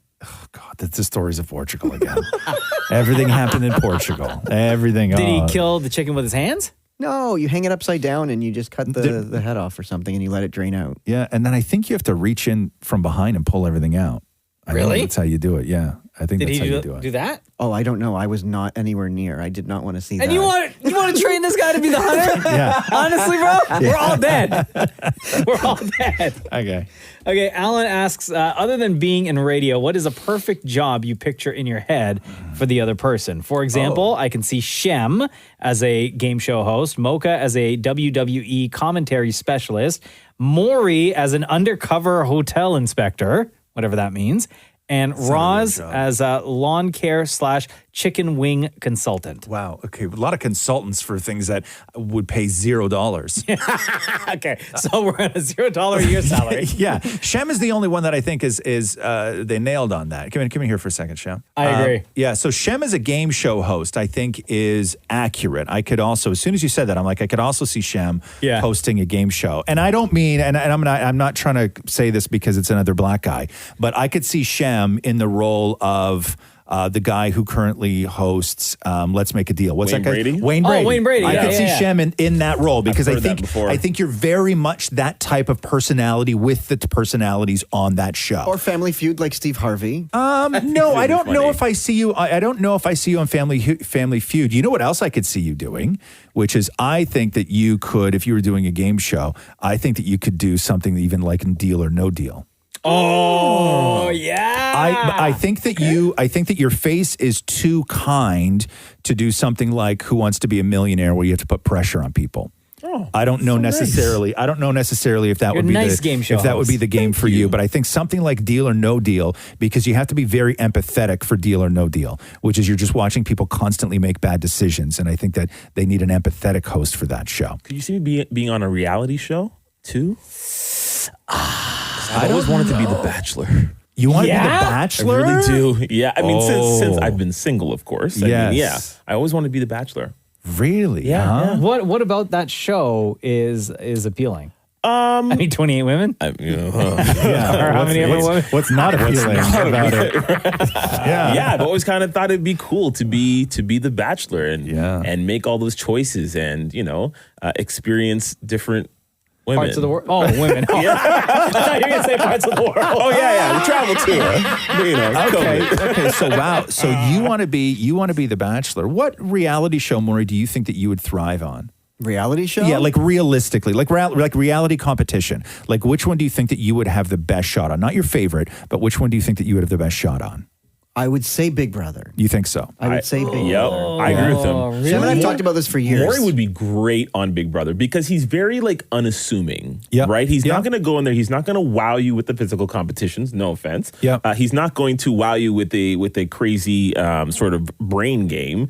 Again, no offense. What do they call the people? Floaters, right? Is that what they call it? Right? Well, I think, honestly, though, and all joking aside, I think that I would completely change my personality in the Big Brother. Into what, I though? wouldn't be that, telling jokes, silly. I would actually take it very seriously and try very hard to be in many alliances and stuff like that. I think because of that, I've watched the show enough to know how to play the game. I think that your downfall would be somebody who takes an interest in you and tells you you're wonderful.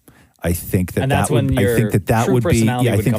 be your downfall. But where you're wrong is I'm also the type of person to stalk that person afterwards and see who they're talking to next, right? And see if I can actually trust that person. Yeah. Okay. So you think Big Brother is where you would have the best shot, right? Yeah. But I wouldn't do well, in the competitions and whatnot. But you don't have to, though. You don't have to. Do you have to crush competitions in order to win Big Brother? You need to win the right competitions at the right time. Because not all of them are physical. No, you need to win. You need to win veto at least a couple times to save your ass. Yeah. But not all competitions are physical. No. Some of them are puzzles and this kind of thing. Which, and don't forget the have-not competitions if you have to eat slop for the week. And right. Yeah. What is slop again? Remind me. Basically, it's like cold porridge. Yeah. But that's all you eat for the whole week. Yeah. Do they still do slop on that show? Yeah, they're doing it right now with Celebrity Big Brother. It's so weird. Big Brother All-Stars. Big Brother All-Stars, is that what it is? Yeah, interesting. I could not do Big Brother. First of all, I would be voted out on day one.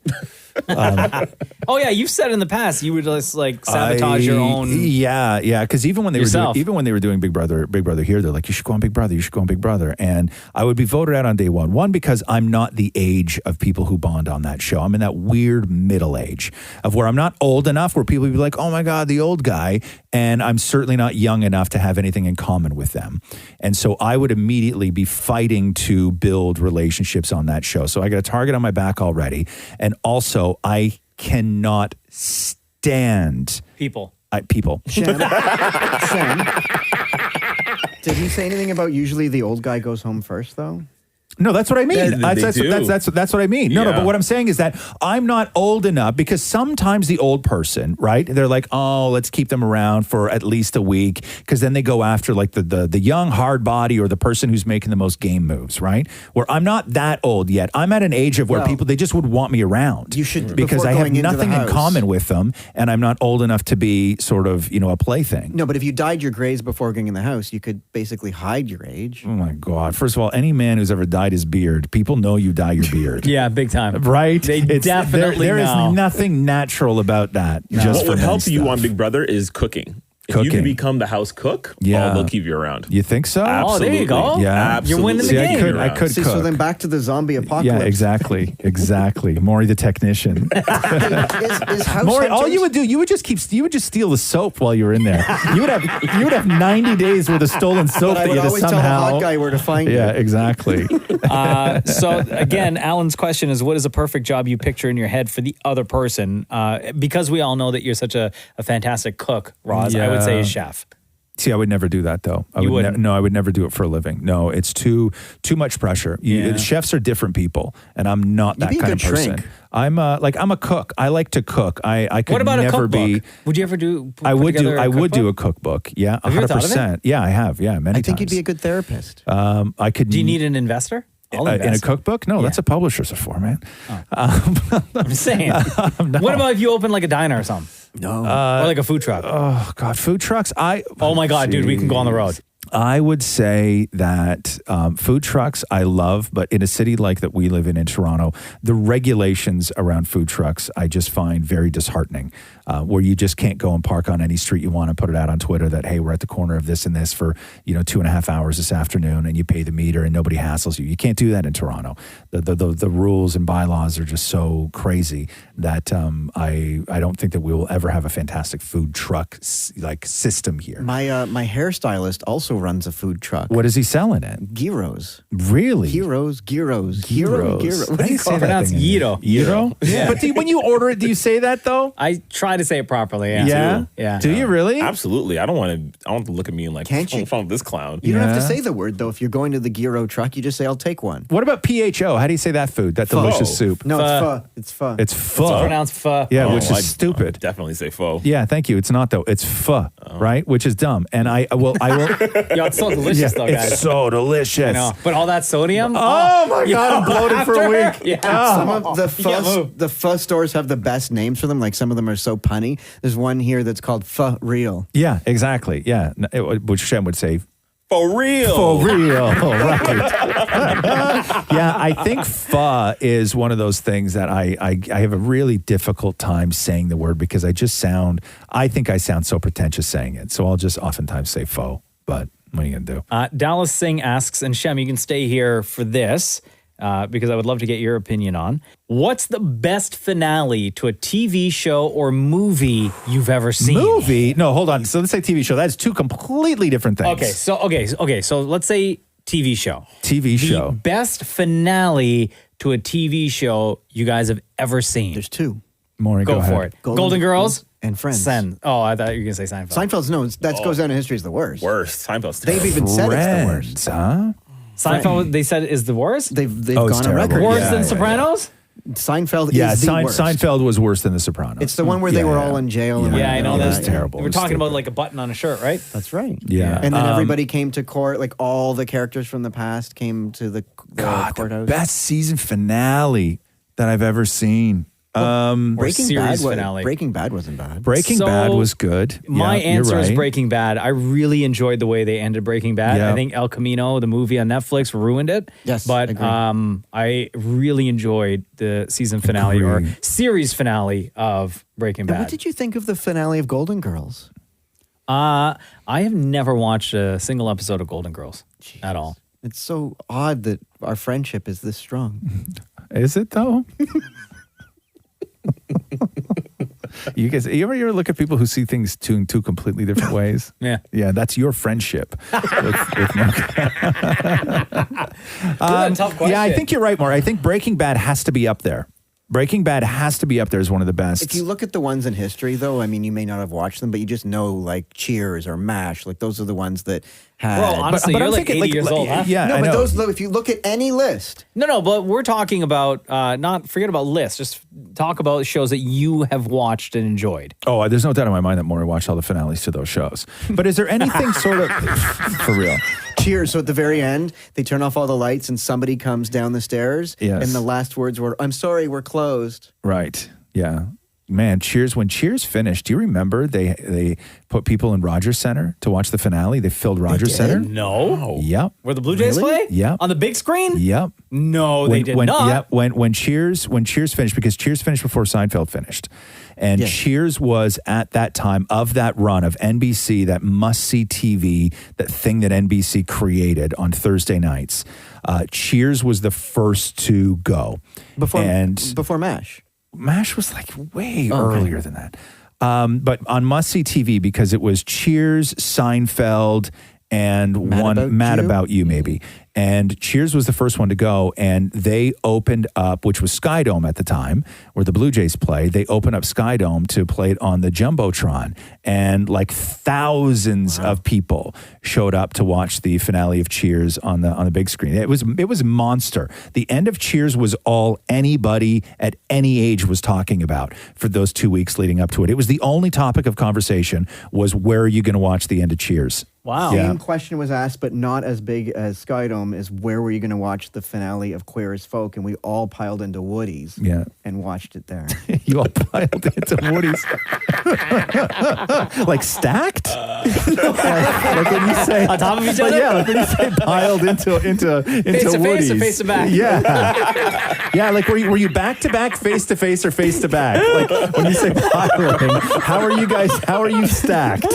That's what I need to know. Do you have an answer, Sean? I'm gonna say How to Get Away with Murder. It was a really good show with Never saw an Viola episode. Davis. Never saw one I episode. gave up after, I think, episode 1 or 2 in season 2. You're putting that at the best finale ever? One of the ones that I've seen. I'm almost done Sons of Anarchy, and I kind of feel like that's going to be really, really good. I agree with you on Breaking Bad. I binged that in like a month. Yeah. That was really fantastic. But honestly, How to Get Away with Murder, it started out really well, had a few seasons, then it ended off really strong. Hold on here. Let me take a quick look. What are you looking up? Well, no, I Like just best want to finales? see. Yeah, I just want to see what people sort of collectively agree on. So let's go to Variety here. Good so call. Variety, this was in I think 2019. This article came out. Okay. So they have 30 Rock. They have The Americans. Breaking Bad is on their list. ER is on their list. Wow. Happy Endings is on their list. Yeah, MASH is on their list. Newhart is on their list. Nurse Jackie is on their list. Parks and Rec is on their list. Oh, wow. 6 Feet Under, which I never watched 6 Feet Under. No, me Did neither. you guys ever What's it watch about? 6 Feet Under? That was on HBO, right? Yeah, and The Wire is on their Oh list my as goodness. well. How could I forget The Wire? I've never Yeah, seen. you I've love The never seen an Wire. episode of The Wire. I've never seen an The episode. Wire is number one those for are me. all shows Yes. I've never watched. No, I've never seen an episode of The Wire. Okay, so here is from Entertainment Weekly. There you go. This is their top 25. So at number 1 is Friends. Okay. ER 24. Never saw 24. 6 Feet Under's on their list. The Wire's on their list. They have 6. They have Seinfeld at number 6. Wow. Yeah. Morons. Battlestar Galactica, which was, I don't know about that one. That was Star Trek short-lived. Next Gen. Frasier is on their list. I never saw the finale of that. The Cosby Show is on their list. Never saw the finale of that. Sopranos is on their list. Buffy's on their list. Yeah, The Shield. Did you ever watch The Shield? No. No. Michael Chiklis? Yeah. No. Lost is on their list. I thought people hated that. MASH is there. Cheers. Yeah, Cheers is on there. Mary Tyler Moore. One of your shows, Moore. Mary Tyler Moore. Mary Tyler Moore. How is that not made? Oh, here's another one of Maury's favorites. St. Elsewhere. I've never seen St. Elsewhere. Yeah, right. Hey, what was that show that Bruce Willis was in all those years ago? The TV show that launched his career that I really liked. He was on Friends.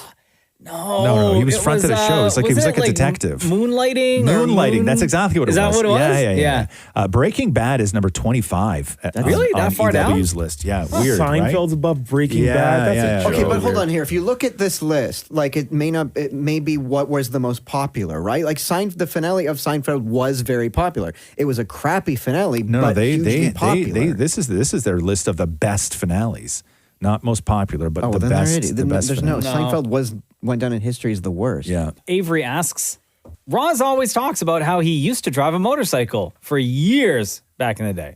Mm-hmm. But I know he only recently got his driver's license. It's true. Just wondering how that works.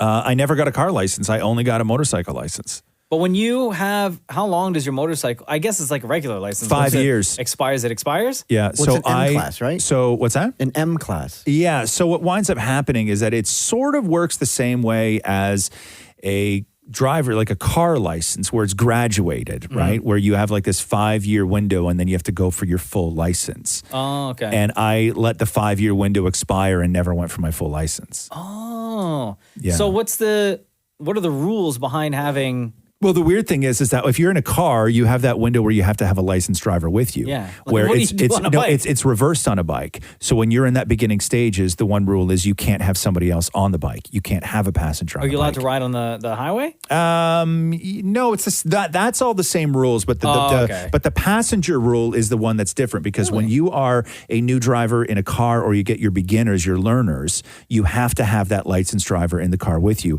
But with a motorcycle, it's the complete opposite, where if you get caught with a passenger on your bike, you lose your license. So that's how they work that. But I had a motorcycle for a while. I drove a motorcycle for a couple of years. Did I ever tell you how I lost money on a motorcycle over a guy? Yeah, because somebody tricked you into buying a motorcycle. No, like it was a good-looking guy, and we went to the motorcycle show on a date, and he's like, I would find it really hot if you put down money on a bike. Right. And then what I happened? did, and then we broke up, and so I called the company. I was like, can I please get my $100 back? And they're like, no. You put $100 down payment on a motorcycle because somebody said they found motorcycle sexy? Do you remember what kind of motorcycle it was? It was like one of those, not like a Harley. It was like one of those sporty red and with the plastic. You know what I'm talking about? Like a Ninja? Yeah, like a Ninja kind like of thing. Kawasaki? Yeah. Like a cow. Exactly. Yeah. Yeah. You were going to drive one of those around? Well, he said it was hot.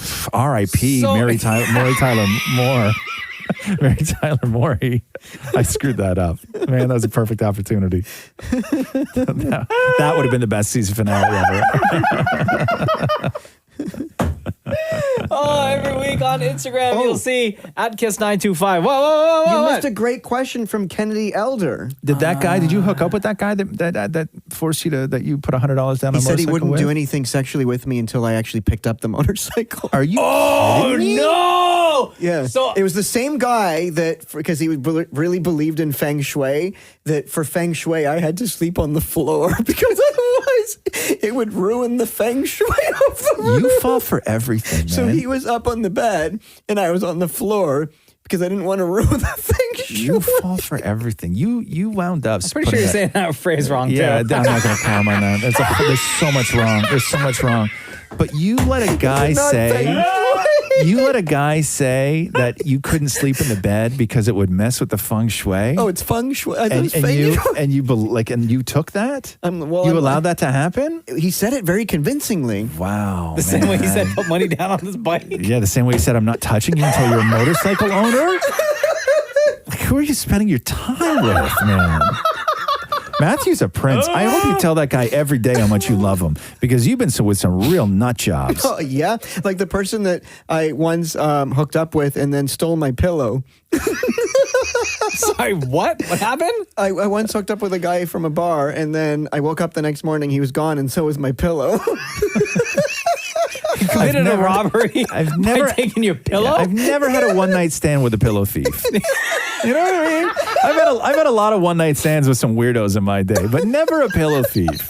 Like, you think this guy was like a weirdo where he just went sleeping around with like other dudes and like in his place, he's got like a room full of pillows? Like that's his trophy? Yeah, that's the thing. Yeah. No, like every guy that this guy is hooked up with. Yeah, it's like a notch on the bedpost, only he's got a closet full of pillows. Oh, come on, man. At Kiss 925 is where you'll find Ask Roz and Mocha. Ask your question and we'll answer. Thanks for listening to the Roz and Mocha Show podcast. Catch the guys live Weekday mornings from 6 to 10 on Kiss 92.5. Kiss925.com. Or download the Kiss 92.5 app.